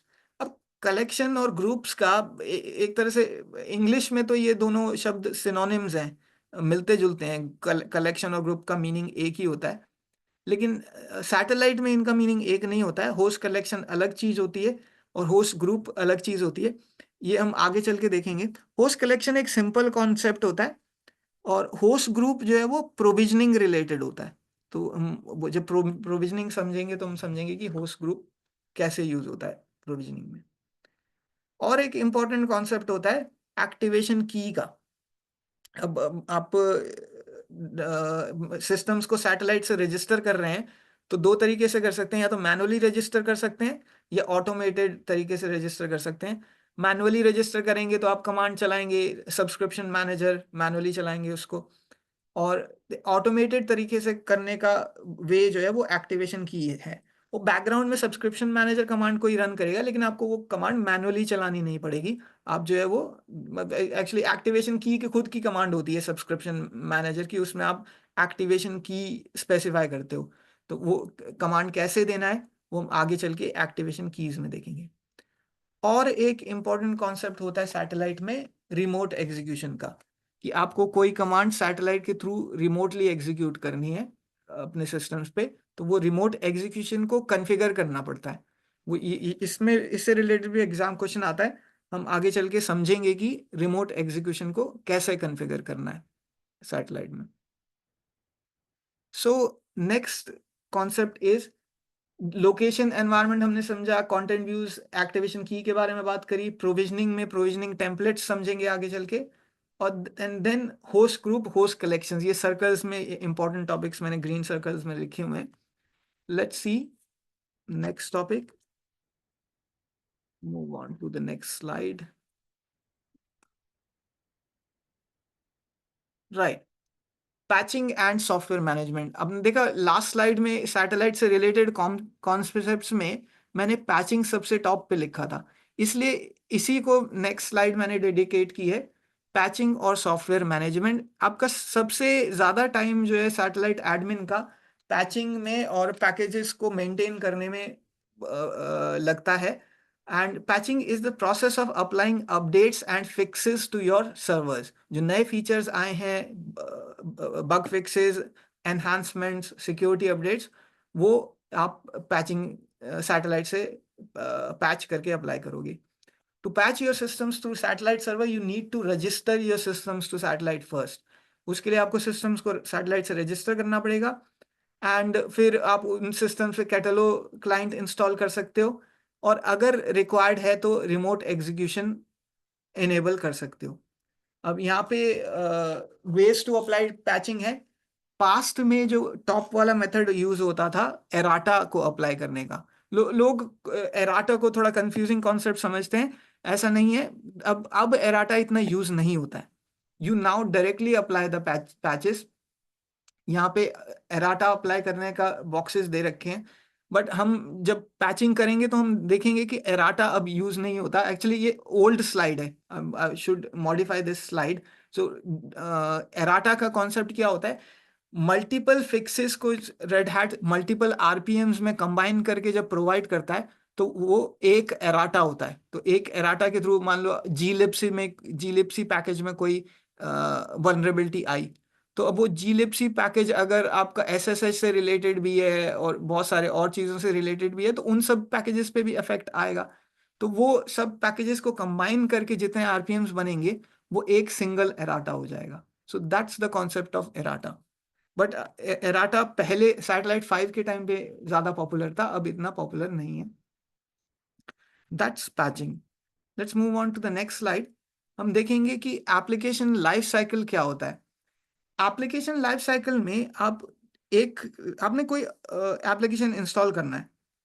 मान लो आप पेरोल का एप्लीकेशन बना रहे हो, एक सॉफ्टवेयर बनाया, उसके लिए आपको हो सकता है एक सर्वर चाहिए, हो सकता है एक से ज्यादा सर्वर चाहिए हो। आपको वेब सर्वर चाहिए हो सकता है, डेटाबेस सर्वर चाहिए हो सकता है, मिडलवेयर सर्वर, जेबॉस सर्वर्स, बहुत सारे सर्वर्स चाहिए होते हैं। तो उस एप्लीकेशन का एक लाइफ साइकिल होता है। जितने टाइम आप उस एप्लीकेशन को रन करोगे, मेंटेन करोगे, आपको उस एप्लीकेशन को पैच करना पड़ेगा, अपग्रेड करना पड़ेगा। That's called the life cycle of that application. इसी तरह ऑपरेटिंग सिस्टम का भी लाइफ साइकिल होता है। जब तक आप RHEL 7 चला रहे हो तो आपको उसका लाइफ साइकिल मेंटेन करना पड़ेगा। RHEL 8 का अपना लाइफ साइकिल है। So, in an application life cycle, it defines how a particular system and its software will behave at a particular stage. जब आपने अभी पैच नहीं किया तो उसमें वल्नरेबिलिटीज हो सकती हैं। जब आप पैच कर लोगे और पैच को टेस्ट कर लोगे तो you have fixed those vulnerabilities. और and next is each organization have single or multiple locations and each location can have environments. So हम कल सैटेलाइट को इंस्टॉल करेंगे तो हम ऑर्गेनाइजेशन, लोकेशन और लाइफ साइकिल एनवायरमेंट्स को क्रिएट करेंगे। और लाइफ साइकिल एनवायरमेंट्स में एक डिफॉल्ट एनवायरमेंट होता है which is the library environment. जब सैटेलाइट फर्स्ट टाइम इंस्टॉल होता है तो library environment by default create होता है, और लाइब्रेरी से आगे के एनवायरमेंट्स को आप क्रिएट करते हो। Satellite admin will create, you can name them anything, but the popular names are development, QA, staging, pre staging, test, pre production and production. ये जो है पॉपुलर नेम्स हैं। इस तरह से आप एनवायरमेंट्स क्रिएट कर सकते हो। और so the first environment will be library environment. You don't need to create that environment, it will be created automatically. Yeah, in the diagram Red Hat satellite is shown. The user will log in, they will push the patches, जो content views के through patches apply होते हैं, those content views will be applied to library environment first and then they will be applied to dev, QA and production environment. So यहाँ पे 3 environment दिखाए गए हैं library के बाद, डेव, QA, एक्चुअली QA होना चाहिए, QE स्लाइड में लिखा है। QA का फुल फॉर्म क्या होता है? Anyone knows? QA एनवायरनमेंट किस लिए यूज होता है? बेसिकली वो प्रोडक्शन से मिलता जुलता एनवायरनमेंट होता है। डेवलपमेंट एनवायरनमेंट में तो आप डेवलपमेंट एनवायरनमेंट को ब्रेक कर सकते हैं, लेकिन QA environment, I mean although वो प्रोडक्शन एनवायरनमेंट नहीं है, क्वालिटी अश्योरेंस या एनालिसिस। सर ये quality assurance yes, right correct, sir, quality quality assurance assurance, या इसके लिए प्री प्रोड और प्री स्टेज एनवायरनमेंट होता है। एग्जैक्टली और इसको मैक्सिमम टाइम्स पे आपको प्रोडक्शन से मिलता जुलता रखना होता है, क्योंकि प्रोडक्शन में जो भी पैचेस अप्लाई होंगे उनको पहले उससे मिलते जुलते एनवायरनमेंट में टेस्ट करना है। ऐसा नहीं है कि प्रोडक्शन एनवायरनमेंट तो है वर्जन 8 पे, डेवलपमेंट एनवायरनमेंट अभी भी वर्जन 2 पे है, तो आप उस पे टेस्ट करके सोच रहे हो कि वो प्रोडक्शन 8 पे भी वो सारे पैचेस सही चलेंगे। ऐसा नहीं करना है। उसके लिए आपको डेवलपमेंट एनवायरनमेंट अगर किसी और वर्जन पे है तो आपकी पैचिंग टेस्टिंग जो है वो क्यूए पे ज़्यादा रिलायबल होगी, क्योंकि क्यूए का वर्जन आप हमेशा प्रोडक्शन से सेम रखते हो। अगर अलग हो गया तो ये आपकी ड्यूटी है कि क्यूए को आप प्रोडक्शन से मिलते जुलते वर्जन पे लेके आओ। So that's quality assurance. So next let's see subscription and content management. अब थोड़ा लाइसेंसिंग पे बात करते हैं। हाँ, आपको लाइसेंसिंग मैनेज करनी है रेड हैट एंटरप्राइज लिनक्स की, RHEL 6, 7, 8, 9 की। अब 10 भी आ गया इस स्लाइड पे, मुझे 10 भी ऐड करना चाहिए, और इनफैक्ट और भी प्रोडक्ट्स ऐड करने चाहिए, और ओपन शिफ्ट, आंसिबल, ओपन स्टैक। इन सभी वर्जन के कुछ आर्किटेक्चर्स होते हैं। यहाँ पे आर्किटेक्चर जब हम बात कर रहे हैं तो वो आर्किटेक्चर डायग्राम नहीं जो अभी हमने पीछे सैटेलाइट का देखा था, ये आर्किटेक्चर हम बात कर रहे हैं सीपीयू आर्किटेक्चर, प्रोसेसर आर्किटेक्चर की। तो सबसे पॉपुलर प्रोसेसर आर्किटेक्चर है इंटेल आर्किटेक्चर, जिसको कॉमनली x86 भी कहते हैं। x86 जो है वो 32 बिट आर्किटेक्चर था। 32 बिट आर्किटेक्चर के बाद जो उन्होंने नेक्स्ट हायर वर्जन रिलीज किया उसको 64 बिट कहते हैं, डबल द वर्जन्स। बिट क्या होता है? Bit is a binary digit. Binary digit मतलब 0 और 1। तो ये आर्किटेक्चर जो है वो बिट्स में होते हैं। So 32 bit, 64 bit. मैंने इससे ज़्यादा डिटेल में नहीं जाएंगे क्योंकि ये कंप्यूटर इंजीनियरिंग और कंप्यूटर कोर्सेज BCA MCA उनके टॉपिक्स हैं।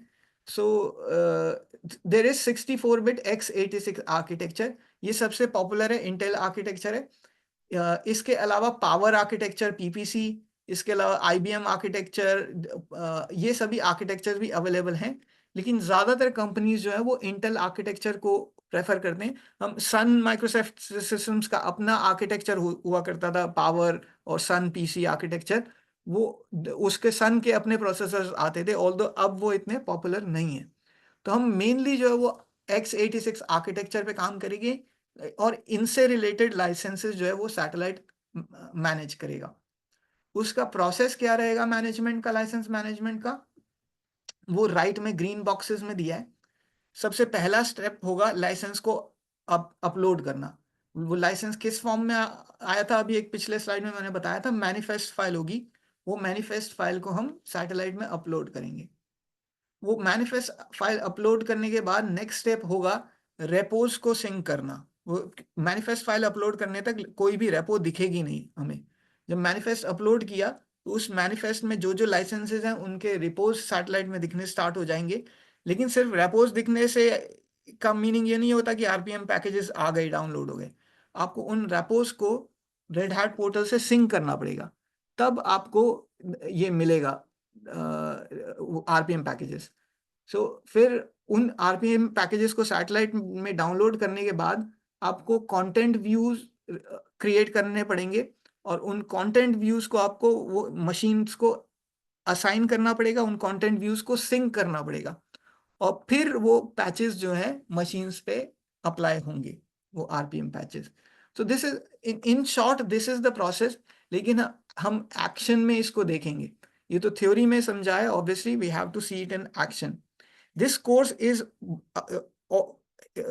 about both, best of both worlds, theory as well as practical. हम practical में satellite installation, capsule installation देखेंगे।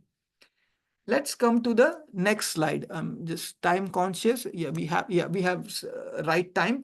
So हम 3 slides जो है remaining time में cover कर लेंगे। हमने बात की थी प्रोविजनिंग की, लाइसेंस मैनेजमेंट की, लाइफ साइकिल एनवायरनमेंट्स की, डेवलपमेंट, QA, प्रॉड। अब नेक्स्ट हम बात करते हैं कॉन्फ़िगरेशन मैनेजमेंट की। कॉन्फ़िगरेशन मैनेजमेंट में while पैचिंग और errata application is done, there is configuration management done. Satellite में 2 कंपोनेंट्स हैं कॉन्फ़िगरेशन मैनेजमेंट और ऑटोमेशन के लिए। एक है Ansible और दूसरा है Puppet. Those are the major tools to apply configuration changes. जो पहले तक एक्चुअली इस स्लाइड पे पपेट हुआ करता था, मैंने पपेट अब हटा दिया है, अब सिर्फ आंसिबल रखा है कॉन्फ़िगरेशन मैनेजमेंट के लिए, क्योंकि रेड हैट खुद पपेट को एनकरेज नहीं करता है। बहुत सारे ऑर्गेनाइजेशन अभी भी पपेट यूज कर रहे हैं, लेकिन अगर आप ऐसे ऑर्गेनाइजेशन के लिए काम करते हो जो पपेट यूज कर रहा है, तो आपकी ये ड्यूटी है, it's your responsibility to tell your organisation authorities, your management, that puppet is an old technology now. I know calls with puppet, वो जब आया था तो बहुत अच्छा टेक्नोलॉजी था, लेकिन अब उसके बहुत डाउन साइड्स हैं पपेट के, उसको मेंटेन करना मुश्किल है। तो इसलिए अब रेड हैट आंसिबल को एनकरेज कर रहा है। और Ansible actually Andrew someone person is the person who wrote Ansible, जिन्होंने आंसिबल का कोड लिखा, पाइथन में लिखा। एंड्रयू वही पर्सन है जिन्होंने सैटेलाइट 5 पे भी काम किया था। सैटेलाइट 5 में एक पॉपुलर सॉफ्टवेयर होता था कॉबलर, जो वो प्रोविजनिंग और उसके लिए यूज होता था सैटेलाइट 5 में। तो उसको भी एंड्रयू ने ही लिखा था। मुझे उनका फुल नेम याद नहीं है, but first name is Andrew. फिर आगे चल के हमने अभी लिनस टॉरवल्ड्स की बात करी थी, सो ग्रेट कोडिंग माइंड्स। तो लिनस टॉरवल्ड्स ने न सिर्फ लिनक्स बनाया, बट जब उनको जरूरत पड़ी वर्जन मैनेजमेंट सॉफ्टवेयर बनाने की, तो उन्होंने गिट बना दिया। तो इसी तरह एक पर्सन है एंड्रयू, उन्होंने सैटेलाइट 5 में एक सॉफ्टवेयर बनाया था, एक कंपोनेंट बनाया था कॉबलर। और इसी तरह से सैटेलाइट्स, आई मीन आंसिबल जो लिखा वो सैटेलाइट से रिलेटेड नहीं लिखा, लेकिन वो आंसिबल उन्होंने बनाया, तो रेड हैट को इतना अच्छा लगा कि उन्होंने उनसे आंसिबल को खरीद लिया और आंसिबल को अपने सभी और सॉफ्टवेयर में इंटीग्रेट किया। उन्होंने, रेड हैट ने सैटेलाइट में भी आंसिबल को इंटीग्रेट किया है। और इसीलिए कॉन्फ़िगरेशन मैनेजमेंट जब हम पढ़ेंगे, ये एग्जाम में भी आता है आंसिबल रोल्स, ये कॉन्फ़िगरेशन मैनेजमेंट किया जाता है। एक आंसिबल रोल्स को आप सैटेलाइट में लोड करते हो, फिर उस आंसिबल रोल्स को अपने सिस्टम्स पे अप्लाई करते हो, और उसके बाद लॉग्स चेक करते हो कि वो आंसिबल रोल सही से अप्लाई हुआ कि नहीं। Michael Andrew, thanks. Actually first name is Michael Andrew, last name in that case, या। So that's the person who wrote Ansible.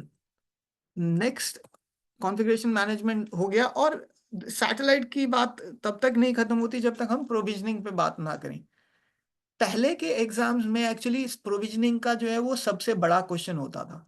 पहले एग्जाम, अगर आपका प्रोविजनिंग का क्वेश्चन सही नहीं हुआ, करेक्ट नहीं हुआ, तो वो एग्जाम पास नहीं होता था। लेकिन अभी जैसा थोड़ी देर पहले मैंने बताया कि प्रोविजनिंग अब उतनी प्रेफर नहीं की जाती, क्योंकि प्रोविजनिंग में देर लगती है, आपको पूरा ऑपरेटिंग सिस्टम शुरू से इंस्टॉल करना पड़ता है। जबकि अगर आप एक इमेज ले लो, टेम्पलेट ले लो, वो टेम्पलेट में ऑपरेटिंग सिस्टम पहले से इंस्टॉल्ड है, RHEL 7 या RHEL 8 या RHEL 9, वो पहले से, या विंडोज, जो विंडोज की प्रोविजनिंग करते हैं वो विंडोज का टेम्पलेट ले सकते हैं, तो उसमें पहले से इंस्टॉल्ड है। उस इमेज को आप बूट कराओगे और नया आईपी एड्रेस और जो जो चीजें उसको चाहिए, मैक एड्रेस, वो सब दे दोगे, तो वो सिस्टम ऑटोमेटिकली अप आ जाएगा। वो इट विल बी क्विकर। मैं जिस कस्टमर के लिए पहले काम करता था, FT, एक्चुअली उनके लिए मैंने प्रोविजनिंग सब कॉन्फ़िगर की थी, और उसके बाद प्रोविजनिंग को वो VMware इमेजेस पे भी मूव किया था।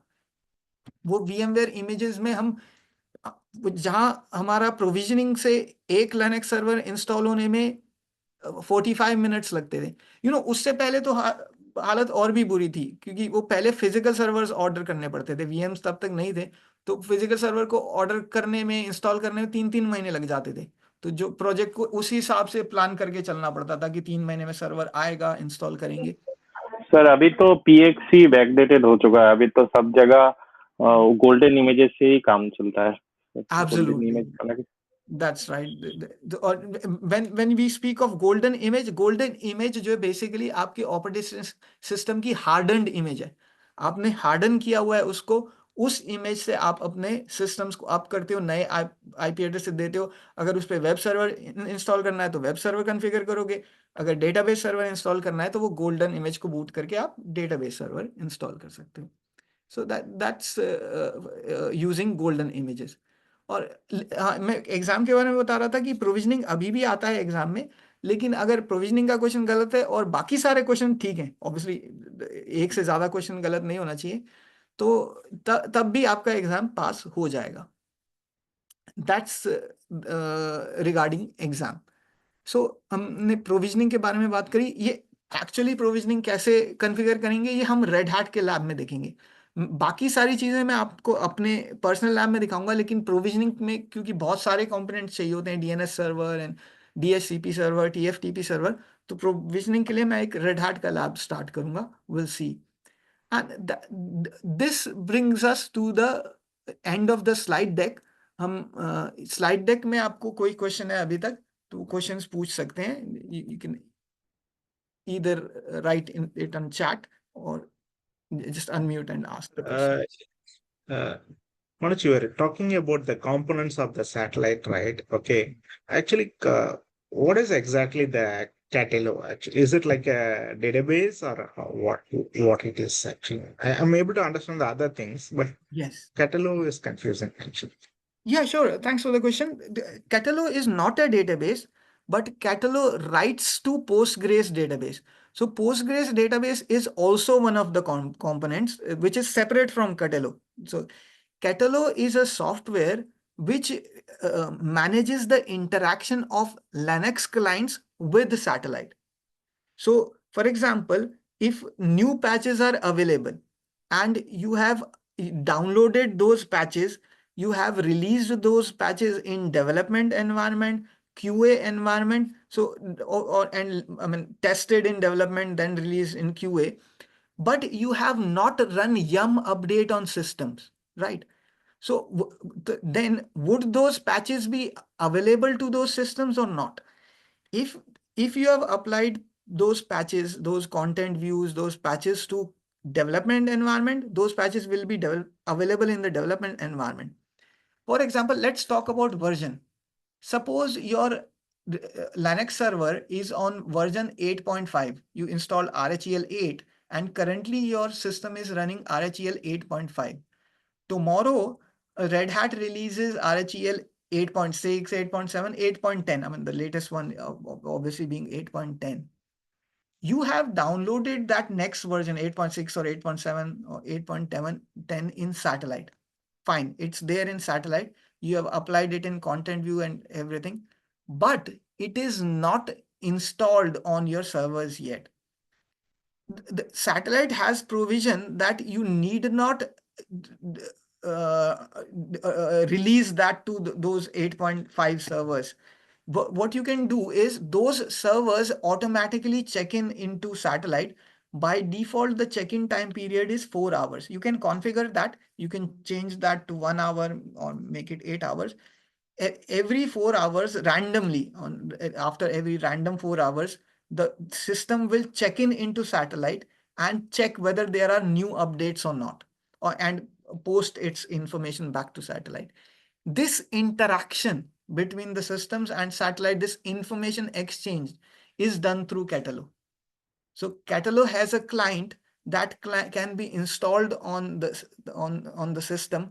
And actually, when we register the system in the coming classes, we will install a Catalog package on the systems. I'll show you where on satellite there is a pub directory on satellite where there are Catalog packages. Well, पापा install. मत जाओ उससे। Oh, please stay on mute if पापा मत talking. जाओ। I'll have to. Okay, so what is it's a bit tiny for me. What is a golden image? So golden image को clear करते हैं. You know, in relation to provisioning, there are various ways of installing new systems. One way is provisioning, but as I was mentioning, provisioning takes time. The other way, faster way, is using an image or template. So these are synonyms. ये मिलते जुलते words हैं. Image या template use कर सकते हैं. जैसे मैंने बताया, आप RHEL 9 की इमेज या टेम्पलेट यूज कर सकते हैं. उस इमेज जो आप इमेज या टेम्पलेट बना रहे हैं RHEL 9 की, उस इमेज को बनाने के कुछ रूल्स होते हैं. उस इमेज में से जब आप as a server you install that image as a server first, मान लो वर्चुअल मशीन की इमेज है, you install a virtual machine, and to convert that to image you will remove the IP address. Why? Because when you boot that image, अगर same IP address आ गया तो वो IP clash हो जाएगा. So you have to remove that IP address, and there is a concept called system ID. अगर दो machines का system ID same होगा तो भी उनमें क्लैश होगा, क्योंकि सैटेलाइट को लगेगा कि ये एक मशीन है. तो you remove that system ID also. There is a process for that. वो प्रोसेस आप जब कंप्लीट करते हैं, सिस्टम आईडी हटा देते हैं, आईपी एड्रेस हटा देते हैं, और उस पे हार्डनिंग अप्लाई करते हैं. मैंने इसे हार्डनिंग मीन्स जो एक्स्ट्रा पोर्ट्स हैं, वो फायरवॉल पोर्ट्स, वो आप क्लोज करते हैं और सिक्योरिटी पैचेस अप्लाई करते हैं. You make the system harden, then you create an image, और उस इमेज को हम नाम देते हैं golden image. Then you take that golden image and install new servers using that image. So that will be your those servers will be created using your golden image. I'll move on to the next question, that is what is foreman. Foreman क्या काम करता है? Foreman actually provisioning और ये सब side को foreman देखता है. There is a concept called foreman proxy. जब फोरमैन इंस्टॉल होता है तो सैटेलाइट के में फोरमैन के यूजर्स बनते हैं. उनमें एक यूजर होता है फोरमैन यूजर, और एक पॉपुलर यूजर होता है फोरमैन प्रॉक्सी. फोरमैन जो है वो जैसे कि मैंने बताया प्रोविजनिंग में यूज होता है, और वो सिस्टम्स के मेंटेनेंस में भी यूज होता है. अगर आपको प्रोविजन करना है, विल डील विद फोरमैन. मैंने बताया था ना, आप कैप के उससे समझ सकते हैं कि you are constructing something. So Foreman का आइकॉन ही बताता है कि it is constructing something. Constructing what? It is constructing new servers, either through provisioning, और जो पहले से इंस्टॉल्ड सर्वर्स हैं वो रजिस्टर होके फोरमैन के पैकेजेस उन सर्वर्स पे इंस्टॉल हो जाएंगे. Next is we can create content view for Ubuntu और लिनक्स बेस्ड मशीन. देखो, उबंटू को सैटेलाइट के थ्रू मैनेज करना थोड़ा मुश्किल है, ऑल्दो ऐसा नहीं है कि मैनेज नहीं हो सकता, बिकॉज उबंटू जो है वो आरपीएम्स यूज नहीं करता. Ubuntu uses deb packages, DEB packages instead of RPMs. But आप वो डेब पैकेजेस को सैटेलाइट में एज फाइल्स स्टोर कर सकते हो. तो रिपोजिटरीज में तो आई मीन आरपीएम रिपोजिटरीज में तो नहीं डाल सकते, बट एज रॉ फाइल्स आप डेब पैकेजेस को सैटेलाइट में डाल सकते हो. और ऑब्वियसली उबंटू वो सैटेलाइट से रजिस्टर नहीं होगा, आपको सेपरेटली वो फाइल्स को मेंटेन करना पड़ेगा. Catalog, one more question is, Catalog is deprecated. Yes, so ये हम आगे चल के देखेंगे. आपने थोड़ा आगे का क्वेश्चन पूछा है एडवांस. मैं ऑल्दो इस टॉपिक को टच यहाँ पे नहीं करना चाहता था, कि तो I don't want to confuse people. हम कैटलॉग को भी यूज करेंगे अभी भी, लेकिन एक ये स्टेटमेंट सही है कि कैटलॉग को डेप्रिकेट किया गया है इन वर्जन्स में. सो सबसे पहला तो डेप्रिकेट करने का क्या मीनिंग होता है? डेप्रिकेट करने का मीनिंग होता है कि जो चीज अभी यूज हो रही है लेकिन आगे चल के यूज नहीं होगी, उसको डेप्रिकेटेड मार्क कर दिया जाता है. ये सिर्फ रेड हैट नहीं करता, ये आगे विंडोज सॉफ्टवेयर भी ऐसा कर सकता है कि कुछ फीचर्स जो अब यूज नहीं होने चाहिए, जो आगे चल के हटाने हैं बेसिकली. तो हो सकता है कैटलॉग जो है आगे चल के सैटेलाइट के आगे के वर्जन में हट जाए, लेकिन अभी भी फिलहाल कैटलॉग यूज हो रहा है, वो डेप्रिकेटेड है. And we use remote execution. देखो, रिमोट एग्जीक्यूशन कई कंपनीज में यूज होता है, कई कंपनीज में नहीं होता. हम इस कोर्स में सीखेंगे कि रिमोट एग्जीक्यूशन को कैसे कॉन्फ़िगर करना, लेकिन क्योंकि कैटलॉग अभी हटाया नहीं गया है, डेप्रिकेट हुआ है लेकिन हटाया नहीं गया है, so we will study catalogue as well. इस कोर्स में हम कैटलॉग भी सीखेंगे. So do we learn here how to create golden image? नहीं, इस कोर्स में हम ये तो नहीं सीखेंगे कि गोल्डन इमेज कैसे क्रिएट करते हैं, लेकिन गोल्डन इमेज को क्रिएट करने से रिलेटेड एक एस्पेक्ट पैचिंग, क्योंकि गोल्डन इमेज को भी आपको पैच करना पड़ता है, तो हम पैचिंग को कवर करेंगे, थोड़ा माइल्ड फॉर्म में पैचिंग को कवर करेंगे. And can we create a replica of my running satellite for HA? हमने शुरू में इस क्लास के शुरू में मैंने HA की बात की थी, और ये बताया था कि सैटेलाइट का HA क्रिएट करने के लिए ऐसा नहीं है कि हम 2 सैटेलाइट बनाते हैं पैरेलली. ऑल्दो ऐसे स्पेशलाइज्ड इंस्टॉलेशंस मैंने कस्टमर्स के लिए बनाए हैं, मेरा एक बैंकिंग कस्टमर था, ऑब्वियसली उनको मैं नेम नहीं करूंगा, लेकिन उनका सिक्योरिटी कंसेप्ट क्या था, उन्होंने जैसे ऑनियन लेयर्स होते हैं, जैसे प्याज के छिलके होते हैं, ऐसा एक लेयर्ड आर्किटेक्चर बनाया था 7 लेयर्स का, बहुत ही हार्डन्ड, बहुत ही सिक्योर आर्किटेक्चर बनाया था। उस 7 लेयर्स में हर एक लेयर पे एक सैटेलाइट था। जो सबसे आउटसाइड लेयर थी, उस लेयर का सैटेलाइट ह्यूमन इंटरैक्शन करता था। आई थिंक सेकंड या थर्ड लेयर तक के सैटेलाइट ह्यूमन इंटरैक्शन करते थे। उसमें ह्यूमंस उस सैटेलाइट में मैनुअली लॉगिन कर सकते थे उसके GUI से। लेकिन जो उस ऑनियन लेयर आर्किटेक्चर के इंटरनल लेयर्स थे, second, third, fourth, fifth, sixth, seventh layer तक, वो उस 7th लेयर पे जाके जो है मैनुअल लॉगिन पॉसिबल नहीं था, सिर्फ ऑटोमेटेड लॉगिन पॉसिबल था। तो उन्होंने इसी में HAB इनबिल्ट किया था 2 सैटेलाइट्स को सिंक करने के लिए। देखो, जब हम सिंकिंग की बात कर रहे हैं, सिंक का मीनिंग क्या होता है? सिंकिंग का मीनिंग सिंपल ये होता है कि सैटेलाइट में पोर्टल से RPMs को सिंक करना, और जो बाकी सिस्टम्स हैं कैप्सूल्स को सैटेलाइट से सिंक करना, और जो लाइनेक्स सर्वर्स, जो red hat Linux servers RHEL 8, 9, 10 जो सैटेलाइट से कनेक्टेड है, वो सैटेलाइट से पैकेजेस को सिंक करेंगे, अपडेट करेंगे, और जो कैप्सूल से कनेक्टेड है वो कैप्सूल से कनेक्ट करेंगे।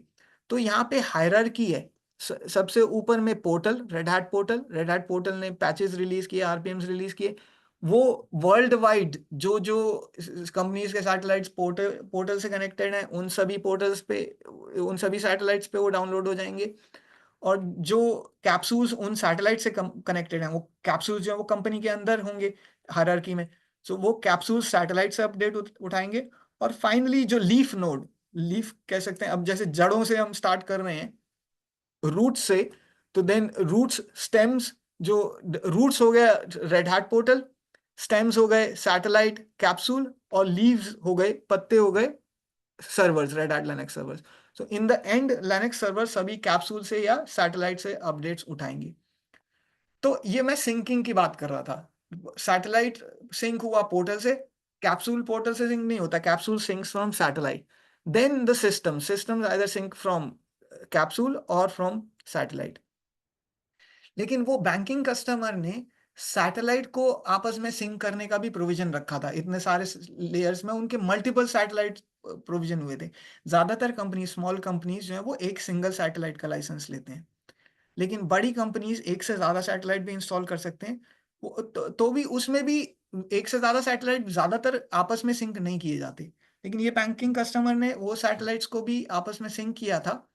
उस सिंकिंग के लिए एक प्रोटोकॉल होता है सैटेलाइट में, उसको कहते हैं ISS। वो ISS का फुल फॉर्म होता है इंटर सैटेलाइट सिंक। हम ये कवर नहीं करेंगे इस कोर्स में, लेकिन आपको इसका फुल फॉर्म मालूम होना चाहिए, इंटर सैटेलाइट सिंक। ये एग्जाम में भी नहीं आता है, स्पेशलाइज्ड कस्टमर्स के लिए यूज होता है। वो आर्किटेक्चर को पहले रेड हैट से अप्रूव कराना पड़ता है। आप इस तरह के आर्किटेक्चर को कोई भी कंपनी अपनी मर्जी से नहीं डाल सकती। अगर उन्होंने अपनी मर्जी से डाल दिया तो सैटेलाइट उसको सपोर्ट नहीं करेगा। ठीक, तो इसका बहुत केयर करना है। I am writing ISS in the chat, inter satellite sync. तो हम इंटर सैटेलाइट सिंक की बात मैं नहीं कर रहा। मैंने जो हायरार्की बताई थी कि जो सैटेलाइट है वो रेड हैट के पोर्टल से, portal meaning website, red hat की वेबसाइट से जो है वो सिंक होगा, अपने अपडेट्स लेगा। कैप्सूल्स जो है वो सैटेलाइट से अपडेट्स लेंगे, और जो रेड हैट के सिस्टम्स हो गए, physical servers, virtual machines, cloud के इंस्टेंसेस, वो सैटेलाइट या कैप्सूल से अपडेट्स लेंगे। That is the syncing hierarchy. So right, so actually अब यहाँ पे एक चीज और आ जाती है, वो बताना जरूरी है, उसके बाद हम आज की क्लास को क्लोज करेंगे। क्या सैटेलाइट से मिलते जुलते और प्रोडक्ट्स अवेलेबल हैं मार्केट में? आप में से कोई ऐसा प्रोडक्ट को जानते हैं? चार्ट में लिख सकते हैं। मैं विंडोज से कंपेयर नहीं कर रहा। हमने शुरू में विंडोज के AD सिस्टम की बात करी थी, एक्टिव डायरेक्टरी सिस्टम्स की एक्टिव डायरेक्टरी के थ्रू वो विंडोज को पैच करते हैं। लेकिन यहाँ जब लिनक्स के सर्वर बहुत सारे हो गए रेड हैट के, तो या एक पॉपुलर करमजीत ने और राजकमल ने लिखा है सूजे मैनेजर। सूजे मैनेजर का एक्चुअली नाम चेंज हो गया है अभी रिसेंटली। वो भी सैटेलाइट से मिलता जुलता प्रोडक्ट है, पॉपुलर नेम उसका सूजे मैनेजर है, इसलिए आपने सूजे मैनेजर लिखा। उस सूजे मैनेजर का नाम चेंज करके सूजे ने रख दिया है मल्टी लिनक्स मैनेजर। अब सूजे उसको मल्टी लिनक्स मैनेजर कहता है। वो सैटेलाइट का एक कंपेटिटर है। सूजे मैनेजर में एक्चुअली ज़्यादा फीचर्स हैं, आई शुड मेंशन दैट। जो अभी किसने उबुंटू का पूछा था कि वो सैटेलाइट के थ्रू मैनेज हो सकता है। रेड हैट सैटेलाइट उबुंटू को मैनेज करने के डायरेक्ट फीचर्स प्रोवाइड नहीं करता, लेकिन सूजे कंपनी का सूजे मैनेजर जो है वो सूजे लिनक्स के अलावा रेड हैट के क्लाइंट्स को भी मैनेज कर सकता है, उबंटू को भी मैनेज कर सकता है, और कुछ हद तक सोलारिस के क्लाइंट्स को भी मैनेज कर सकता है। इनफैक्ट रेड हैट सैटेलाइट भी पुराने वर्जन्स में सोलारिस को मैनेज करता था। उन्होंने अब सोलारिस को मैनेज करने का फीचर हटा दिया क्योंकि वो अब इतना पॉपुलर नहीं रहा है। तो इसमें एक कंपेटिटर जो है वो सूजे मैनेजर है। ओपन सोर्स में इसके साथ ही ओपन सोर्स के बारे में बताना भी जरूरी है। जो मैंने बताया था कि सैटेलाइट 6 का एक सिंगल प्रोजेक्ट नहीं है अपस्ट्रीम। अभी किसी ने फोरमैन के बारे में भी पूछा था। हाँ सर, मैं एक लिंक भी शेयर किया, इसमें सर वो फोरमैन कैटेलॉग का डॉक्स भी है जो जिसको सेंटोस का मैनेजमेंट कर सकता है इससे, मतलब जो भी कम्युनिटी एग्जैक्टली है उसको। सो जो लोग सैटेलाइट के लाइसेंस के लिए पे नहीं करना चाहते, सैटेलाइट का इक्विवेलेंट ओपन सोर्स यूज करना चाहते हैं, वो फोरमैन को यूज कर सकते हैं। एक क्वेश्चन आया कि एकदम सेम यूआई है सर, मतलब यस एब्सोल्युटली जैसे कि सेंटोस का होता है ना रेड हैट का same UI, same foreman catalogue का भी same UI same. Exactly thanks, आपने ये बहुत वैलिड पॉइंट बोला है। हम सैटेलाइट का जीयूआई देखेंगे तो अगर कोई फोरमैन इंस्टॉल करता है अपने एनवायरनमेंट में, तो फोरमैन का भी सैटेलाइट से मिलता जुलता यूआई है, क्योंकि सैटेलाइट भी फोरमैन के प्रोजेक्ट को ही यूज करता है, लेकिन स्टेबल पैकेजेस को। सो फोरमैन कैटेलो जो ये अपस्ट्रीम है, ये ब्लीडिंग एज का मीनिंग क्या होता है कि जो लेटेस्ट, जो अभी इतना स्टेबल नहीं है, उसमें बग्स हो सकते हैं। लेकिन रेड हैट सैटेलाइट तो रेड हैट जो है वो बगी सॉफ्टवेयर नहीं दे सकता, इसलिए उनको स्टेबल वर्जन बनाना पड़ता है, वो एंटरप्राइज वर्जन होता है, और इसलिए रेड हैट सैटेलाइट जो है फोरमैन का ही एंटरप्राइज वर्जन है। अब एक इम्पॉर्टेंट क्वेश्चन आया है कि sir why SUSE are not so popular like Red Hat. ये एक्चुअली इसका आंसर थोड़ा कंट्रोवर्सी में जाता है, तो मैं वो रिकॉर्डिंग पे बताने के बजाय I will stop the recording and then deal with this question. इससे पहले ऐसा कोई क्वेश्चन तो नहीं है किसी का जो रिकॉर्डिंग पे जाना चाहिए, क्योंकि obviously you guys will see this recording. So okay, in that case I will stop the recording and then answer this last question. So I'll stop sharing and let me stop the recording as well.